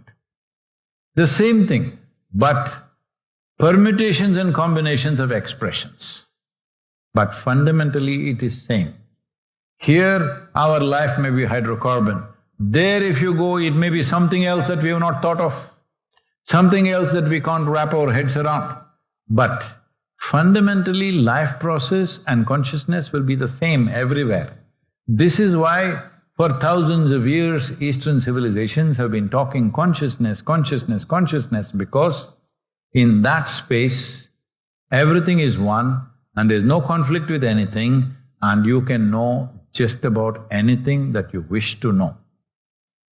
Do you have the time and inclination? That's another matter. It's like, suppose there is a hotel here with 1,000 rooms. You go and check in, they gave you a key card. Your thing opens only your room. You want to check, she's in the next room, what is an astronaut doing? And you want to go, it won't open. But there is a maid or somebody there who cleans that, that floor. She's got one key card. It'll open her room also, your room also, whatever room she wants. But if she goes to another floor, it won't open. But there is a manager, he's got another card which opens every room in the hotel. But he's not been to every room. He randomly checks this room, that room to see everything is okay. He's never been to all the 1,000 rooms. So does he have time and inclination to see every room? Generally no. So has there been anybody on this planet ever who knew everything? No. But have there been people who had the keys? Yes, many. And I wish we could take back these insights to our colleagues, and I'll come back to that in a little bit. I have one to add there. It's interesting. I think one of the greatest gifts of going to space and living in space is the ability to just super hyper focus on what the task is at hand for this moment in time. I think there's a lot of, one of the things I've tried to pass on to like high school kids and stuff is, I feel sorry, you live in a world of a lot of distractions. And if you can try to minimize some of those distractions, you can actually really focus on the here and now and what you were actually really just doing. And that was a gift for being in space. You know, people talk again, Kavya, you asked me about being up there for a long period of time. I had 9 months to be present. And I think it was one of the hardest things of coming back to Earth. And we're all plagued with this, there's so many distractions here that it's hard to actually be present in yourself and what you're doing. And that was a really a nice aspect of being in space. And it, Congratulations to you, you're still healthy and sane. yes, thank you. But I find sort of like what you mentioned, being able to go into the woods, into the jungle, or some place where you're not distracted by so much other things that are going on in life is a gift. And it's one way to maybe center and focus. And it took me to go to space to realize that, so I'm sharing that with other people, that I think it's very valuable. And you can maybe start, maybe just start the exploration. The thing is, that aspect of what you're saying, for that to happen, whether you go to space, definitely, or you go into the ocean, or you go into a desert or into a jungle, if you remove the social support and you're there by yourself, suddenly everything gets super focused because otherwise you won't survive. It's as simple as that. So in terms of activity, largely because our survival processes… Society means survival process is ensured by many people working for you like this. It's not in question. The moment it comes into question, you will become Super focus. You need to put everybody in some situation. You can't take them to space, it's too expensive. You can put them in a desert or a jungle or in the ocean. And switching gears here a little bit, since we're talking about space and there were aliens in our conversation here, I couldn't help but… Somebody sent you all that… huh? No, this is not… I cannot help but ask. So last year, Sadhguru, I had an opportunity to go to Kailash and Manasarovar, and there have been several stories and mysteries surrounding, Manasarovar and maybe aliens. So actually, this is a question to both of you. So Sadhguru, do you believe, from your experience, there is intelligent life out there in the universe, or even maybe on Earth? And if it is, or if it is not, what does that mean for us humans? Like, I feel like it's a very profound realization. And then for Sunny, you have looked out into the cupola, looking down into the cosmos and Earth. Is anybody else running with you on this marathon? Nobody saw it, there's no record of it, but I did do it. No, was some other guy running who's the alien guy? Yeah, of course, yes, it was a race. Yeah, and what do you also think about possibility of intelligent life? I would love to hear your thoughts, both of your thoughts on that. He's been there? I mentioned real quickly from looking out into the universe, the billions of stars that are there, and it seems to me very arrogant for us as a species to think that we are the only ones out there. There's something else out there. It might not be every chemical combination that we have here to form a human being, might not have the same gravity, but how could it not be something else out there? So I think for sure there's something else out there. We have an obligation to represent our species, and I hope we can do that peacefully, and setting potentially the rules of engagement in our little yard as we go to explore further in the universe. So I absolutely think there's probably something else out there. That's true.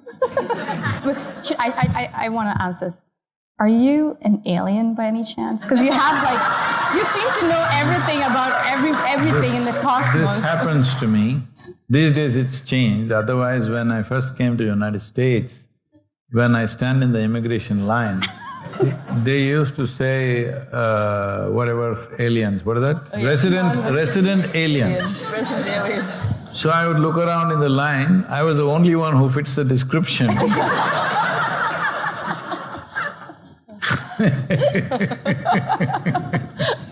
So I've been through that. Yes. That people thought I'm an alien, it was written there on the board, I'm a resident alien.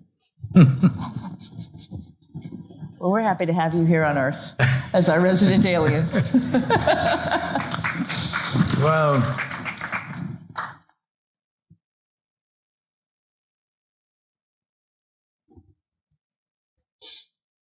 I have a reputation of being very logically correct. I don't want to sit in a university and lose that reputation.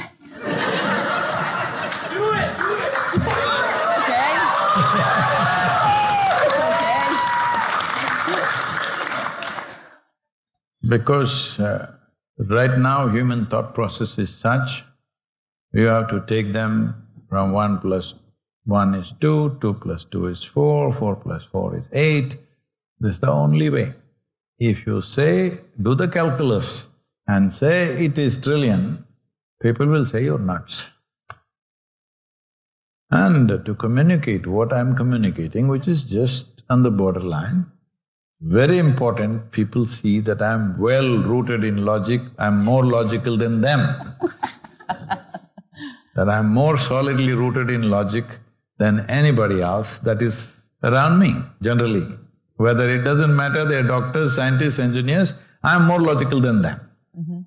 Because generally so-called spiritual people have this reputation that they got air in their head and generally hot. Suddenly they will talk about this and that for which there's no basis. So I don't want to go into that realm. But in my experience of life, I've experienced other kinds of life. I don't want to call them aliens because they belong to this universe. Why do you call them aliens? They belong here. Everything you keep discriminating against everything. Why? Someone came from India, he has to stand in a line where it says he's an alien. Someone else came from another galaxy, he has to stand in a line where it says alien. Not necessary. So I won't call them aliens, there is life. I've had very strong interactions with them, different types of them. Mostly they're very shy. None of them came with gums. They're just there. If you show any little, they're gone. That's how it's been. In some places they've been more inquisitive, wanting to explore something, where we set up certain experiments with people who are in certain condition and things happen. There are videos of that, which we put it out and which caused a lot of trouble for us. Because people want to resist anything that is new. And at the same time, do I know something about them? No. Just feeling that life, making conjecture in my head. But I know it could be all absolutely wrong because we are thinking from our experience of life, our idea of what is life. We are able to accept microscopic bacteria and virus as life only now. We are able to accept plant as life only recently.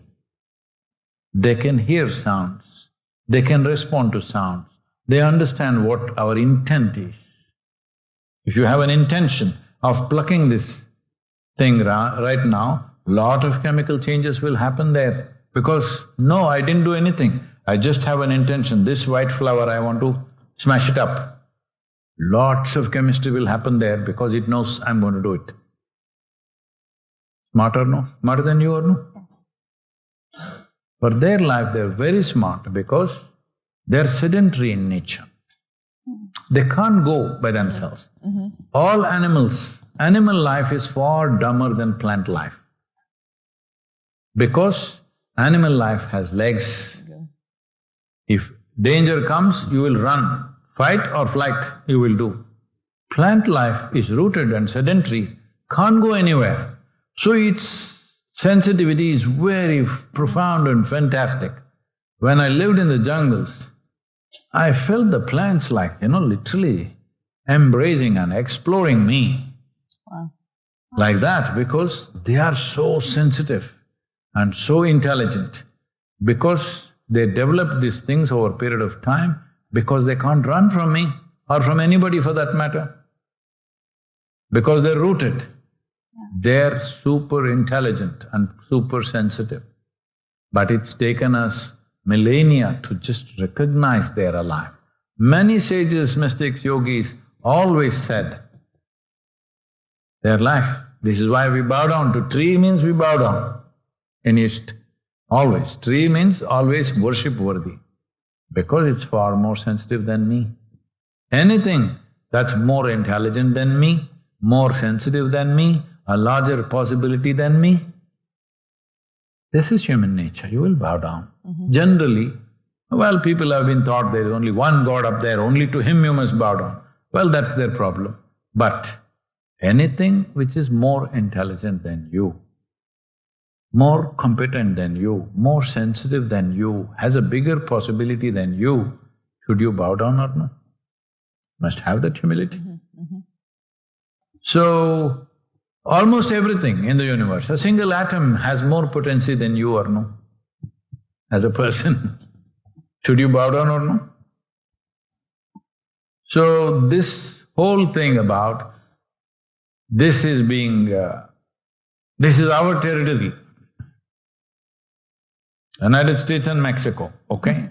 This is our territory, so you cross, we'll shoot. Don't take this further into space. If you cross, we will shoot. Okay, they must come. They must set up a university here. What do you think? Hello? Huh? A alien university, should they set up or no? Yes. We must learn their ways. Because we couldn't go there. If they came, definitely they're smarter than us, we should bow down or shoot. Absolutely. We are barely going into our own solar system, we're struggling still, all right? But they came from somewhere that we don't know where. Should we bow down or no? Yes. Because they're much smarter than us, more intelligent than us, everything. We must allow them to set up a university. But they may teach you, they may teach people something which is not good for your country, not good for your identity, not good for your own selfish modes. It may not be good. Whenever people do something which is beyond the established boundary of what you think is the right thing, it is… if it's in a religious sphere, it's called blasphemy.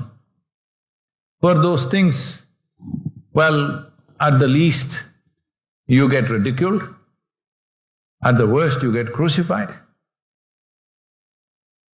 For somebody just expressing their opinion about the shape of the planet, they got killed, isn't it? Hello? So why won't we kill the aliens? Why won't you do that to me? As I was saying yesterday, 123 death threats I have. They're not following up, fortunately, inefficient idiots. All right? But they may get efficient some point. Because I'm vulnerable, I'm all over the place, no security around me, nothing. So, I'm saying, just for crossing one boundary, this has happened to people throughout the human history, isn't it? Why? You have an established, fixed memory thing. If I go over that, now suddenly you are in space, a different space. That space seems dangerous. But anything not known to us, see, always tribes and communities have been like this. If a stranger came, first thing you shoot, then find out who is he. Yes or no? This is how it's been, the tribes and various communities around the world, this is how it's been. Only it's been much better in the East than in the West, where people have always welcomed other kinds of people that came. We were excited. You know, recently our school made a trip to this, I could not go there. I knew about it, but I couldn't make it.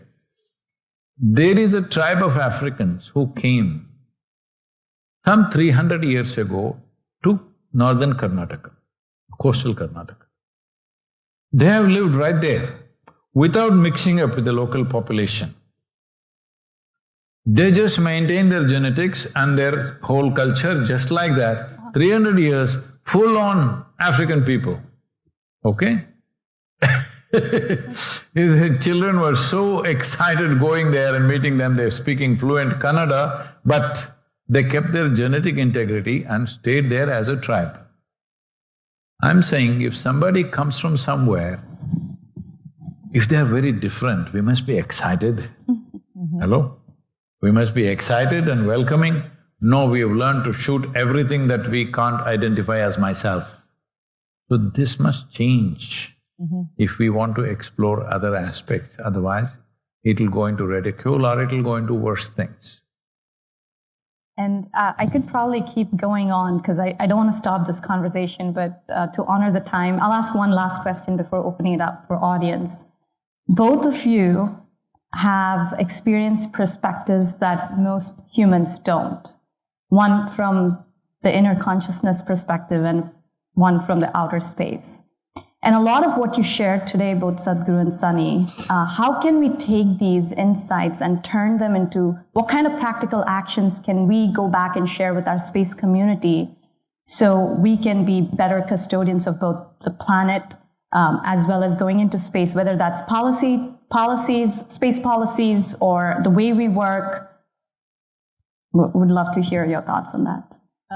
I'll just offer one thing. I don't know if I have an answer or a bigger thought for space policies, but in general, and you made me think about it when you were talking, Sadhguru, just about observations, making observations, and sitting back and taking the time to actually just observe and being able to then extract and go beyond the boundaries. And I think space exploration allows us to do that a little bit because it gives a little bit of excuse for being able to see things a little bit differently. I was just thinking back to the time I had up there with a fellow astronaut, John Pettit, who did this Saturday morning science where he would he was calling it more science of opportunity, just taking advantage of the environment to show how things work, which are different than how they work on Earth, like growing crystals and the edges of the crystals grow versus the faces of the crystals, just because you just pluck out gravity and the crystals grow differently up there. Just amazing little things he could do while he was up there. And just the power of observation, just taking time to do something very simple and just look at it, and it sort of defies the things that we think of here on Earth, again, because gravity is such a huge component, but it's just a metaphor for looking at things a little bit differently and just being able to make observations which allow you to go beyond the known boundaries of what you contain yourself in. So I think that's one valid reason why space exploration is good. I think it's just, I simply say it's like forcing people, it's a forcing function to think outside the box and make those observations, which here you're a little bit clouded and you can't do that. So I think that is one huge benefit, and to not lose sight of that as we keep pushing forward, that's going to allow us to open your mind and your thought process to, again, going back to the mountain analogy, the next peak, if that's what you're looking for, but at least just, if maybe not that's what you're looking for, but at least just being able to think a little bit differently and being open to other concepts. If we are thinking of a policy, at one point, probably it's still there in paper, that is, space should never become a conflict zone. Yes. I think it's still there on paper, but there's nobody to enforce it. But the world bodies have taken backseat. There are no frontline world body, nations will do how to dominate each other, will be the process.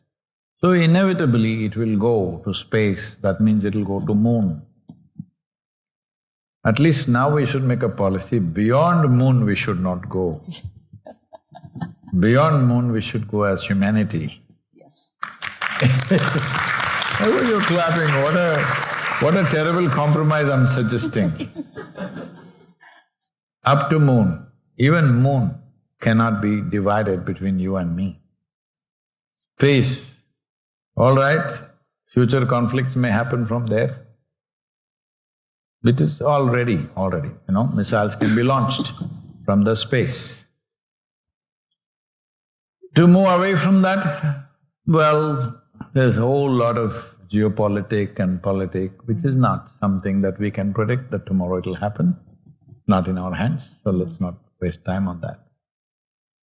But this exploration, there are many ways to look at this. In yoga we call this Anda Pinda Brahmanda. Anda means individual life. Pinda means larger life.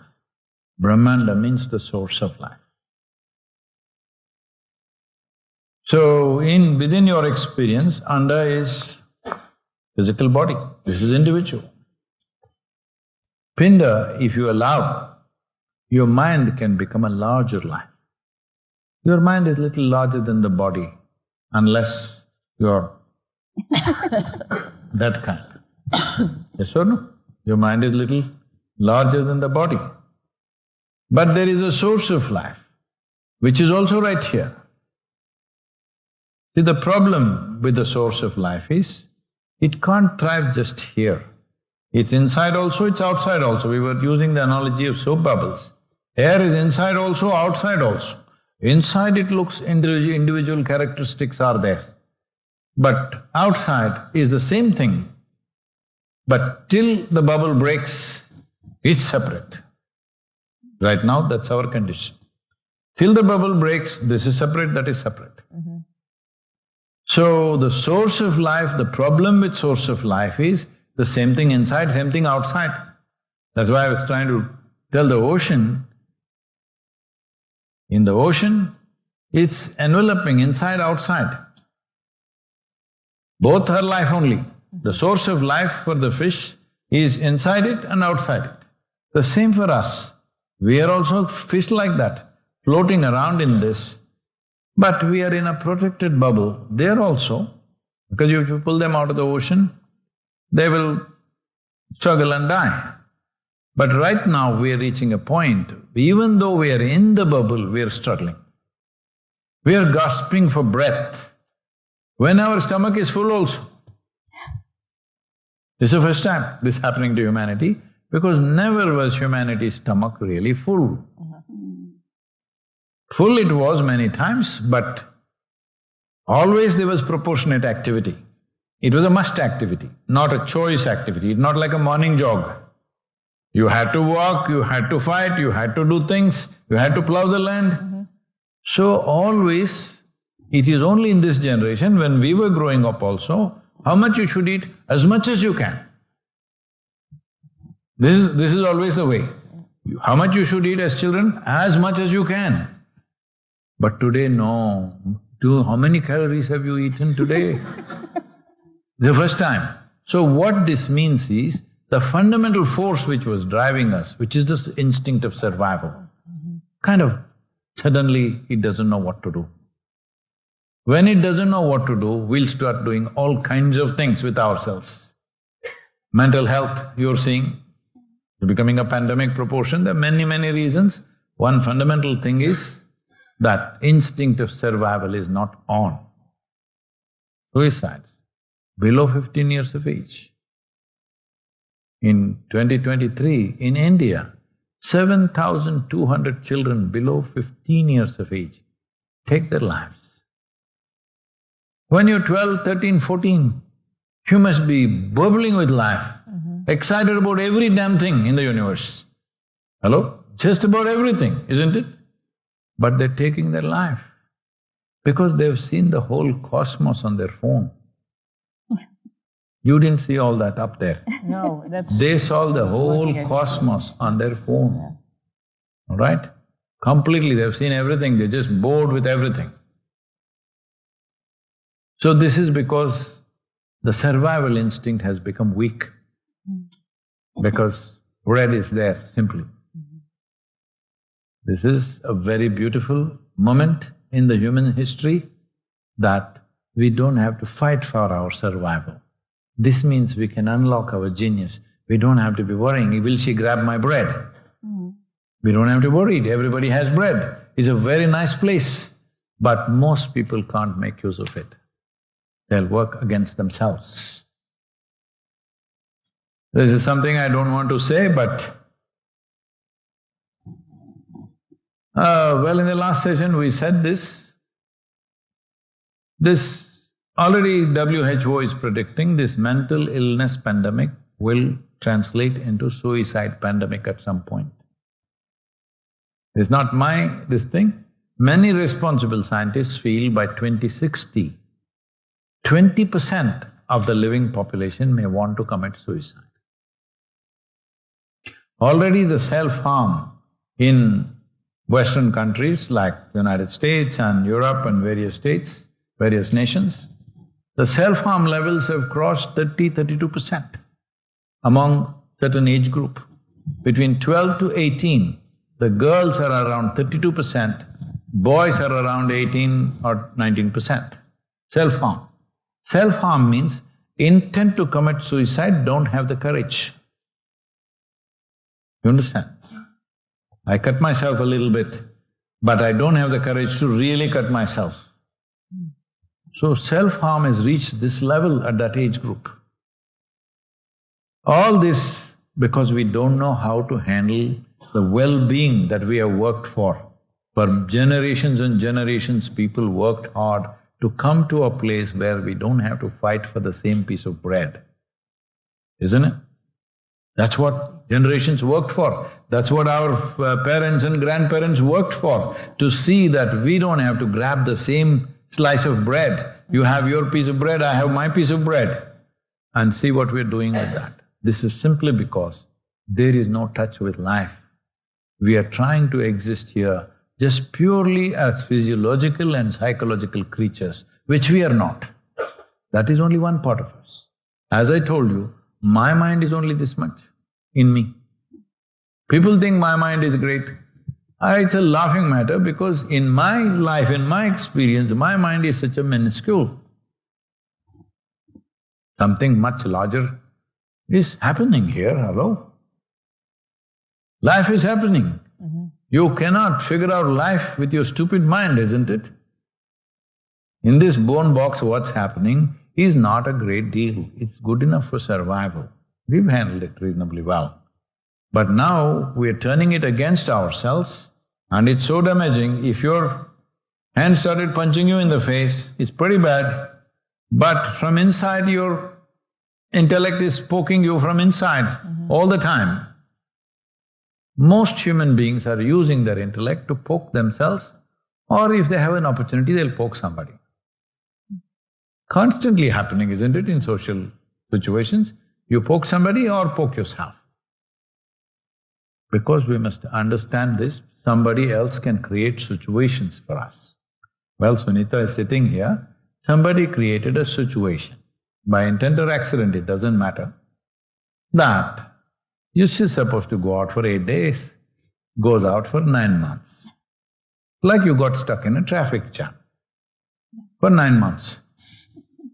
Your own car, there's air conditioning, all right? And you're in known terrain, but you'll freak and go crazy. 15 minutes if you stop, you'll go crazy. 9 months you're stuck in an unfamiliar place and you don't know whether they will be successfully managed to get you or not. They'll assure you, but you don't know, and nobody knows. But to keep your sanity and be there, you need to be… at least bring that much, no?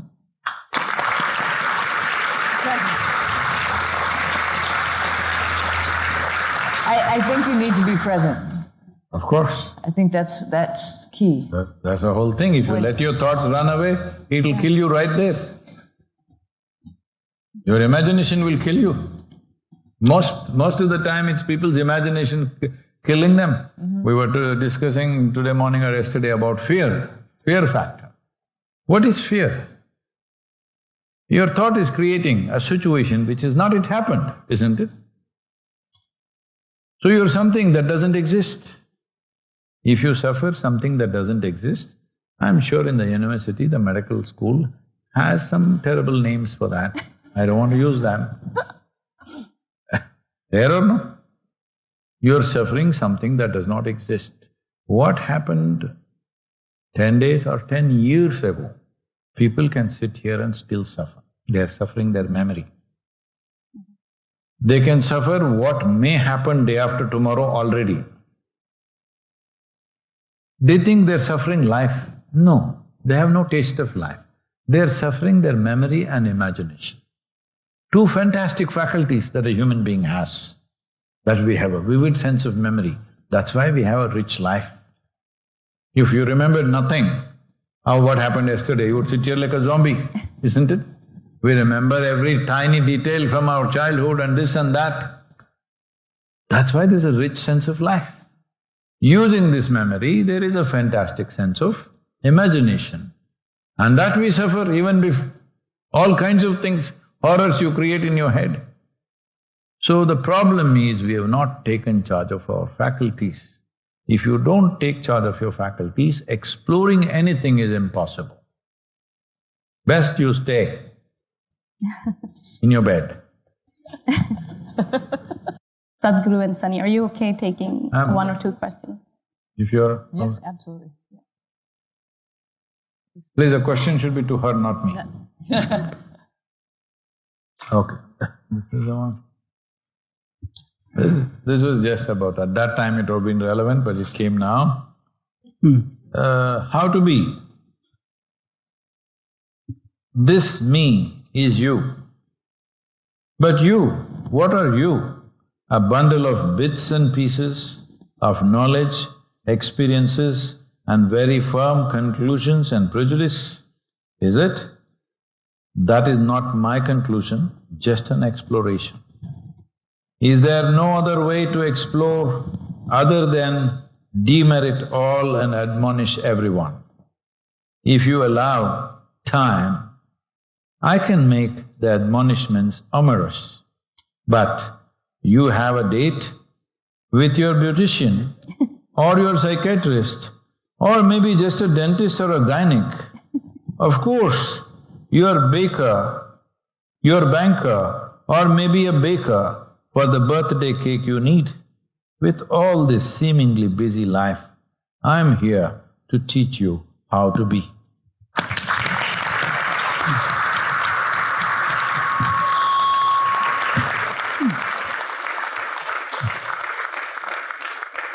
So my question, what excites me about space is as we know, our body itself has so much space, in between our cells. And in space as well, there is a lot of space.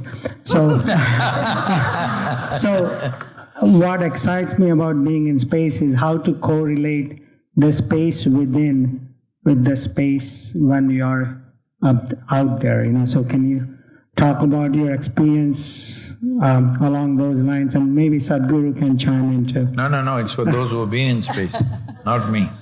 Almost not enough space for my hair. I had good hair when I was up there. So space. Your hairstyle became very famous. It was nice. So definitely space hair. So I think the question is, what is space like, essentially? Well, how do you experience space when you're there? How did you correlate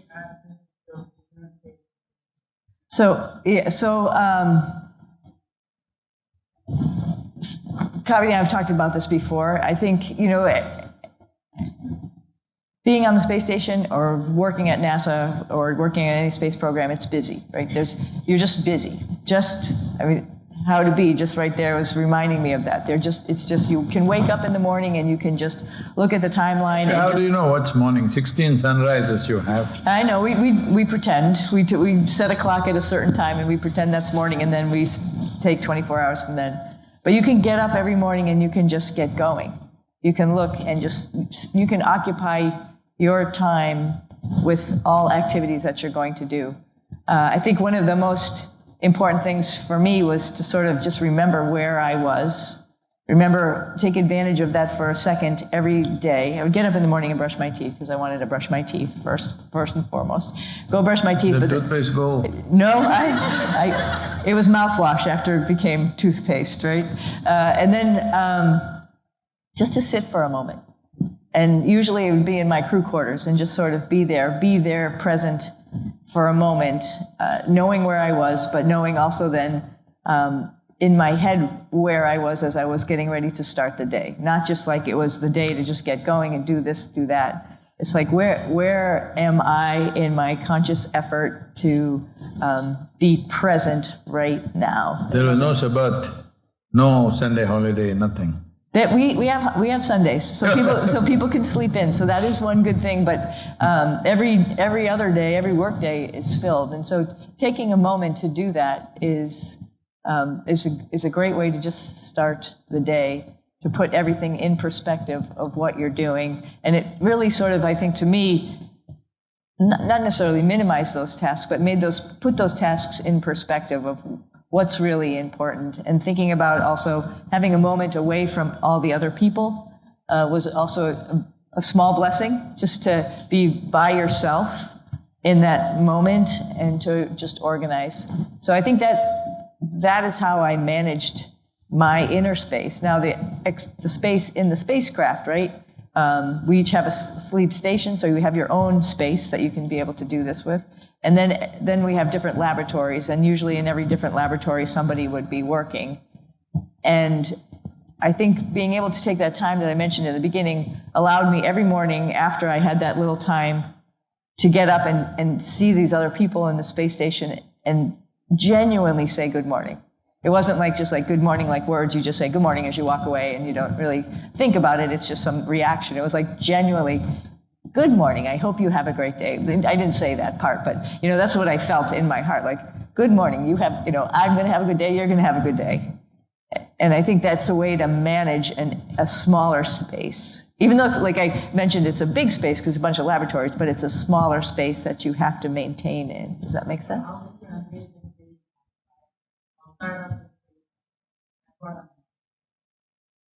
So wait, what? How do you experience the space? So space is, again, I think there's a parallel to what I was just talking about. Spacewalks are very busy also, and so we put them to work. Yeah, you do put us to work, and so that is the first and foremost thing on your mind is I don't want to mess up because that's going to cause things to get delayed, and I'm going to have to do this. I just want to make sure I can do all my activities, right? So your brain is thinking about that. I just want to make sure I do everything I'm supposed to do. Now, I'm not going to say every time I went outside, for a moment it was like, whoa, where am I? What am I doing? You're not on a string, right? We are tethered, but you can do that. You do that yourself. So I remember on my first spacewalk, I went outside in the dark, and so went outside the hatch. My helmet lights are on, and I go out and I go to my work site, and I'm doing whatever I'm supposed to be doing.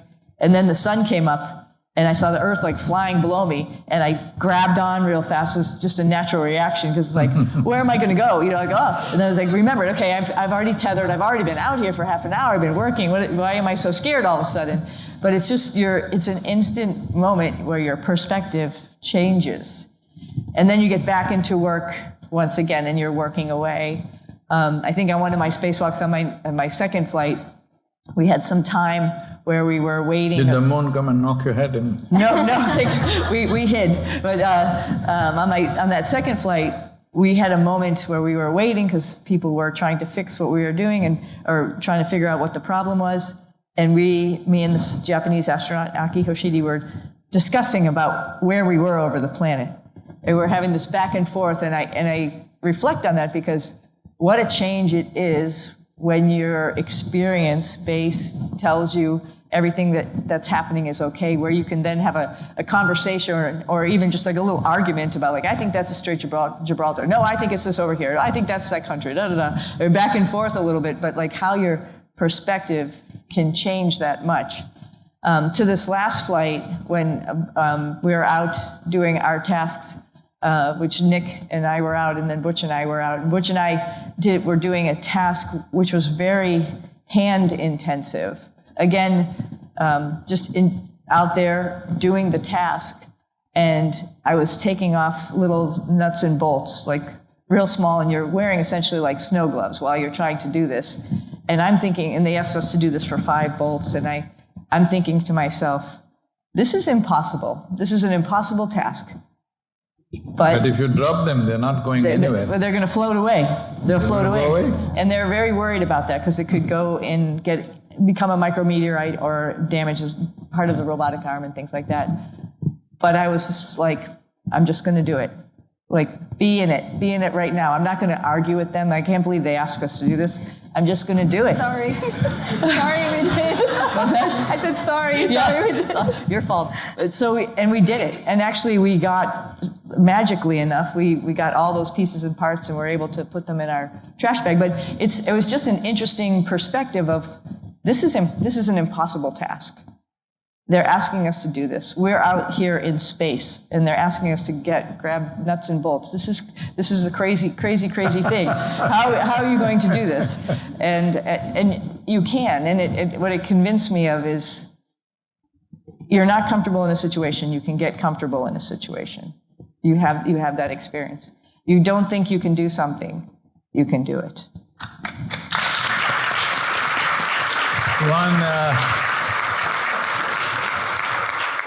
One big hand for Sunita.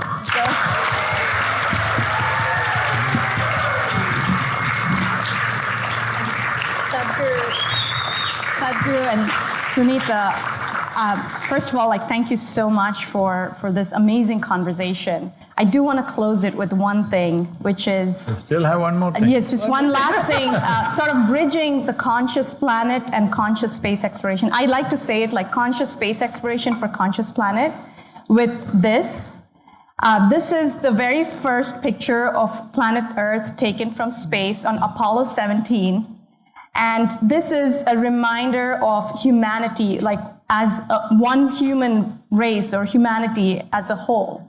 And a few years ago, a couple of my colleagues and I started an initiative where we wanted to send this as a symbol of humanity into space. And we call it One Flag in Space, the blue marble. And this is that tiny blue dot. And I take it everywhere I go, on mountains, underwater, everywhere. And Sunny actually honored it by taking this into space. It's a reminder of... It's a reminder of not only exploration, but unity and human consciousness, and more importantly, our collective responsibility for protecting our only fragile home. We definitely need a global flag and a global anthem. We are all right from childhood singing our national anthems and national flag and going on thinking others are aliens. Can I get a photo with my space mom and cosmic dad?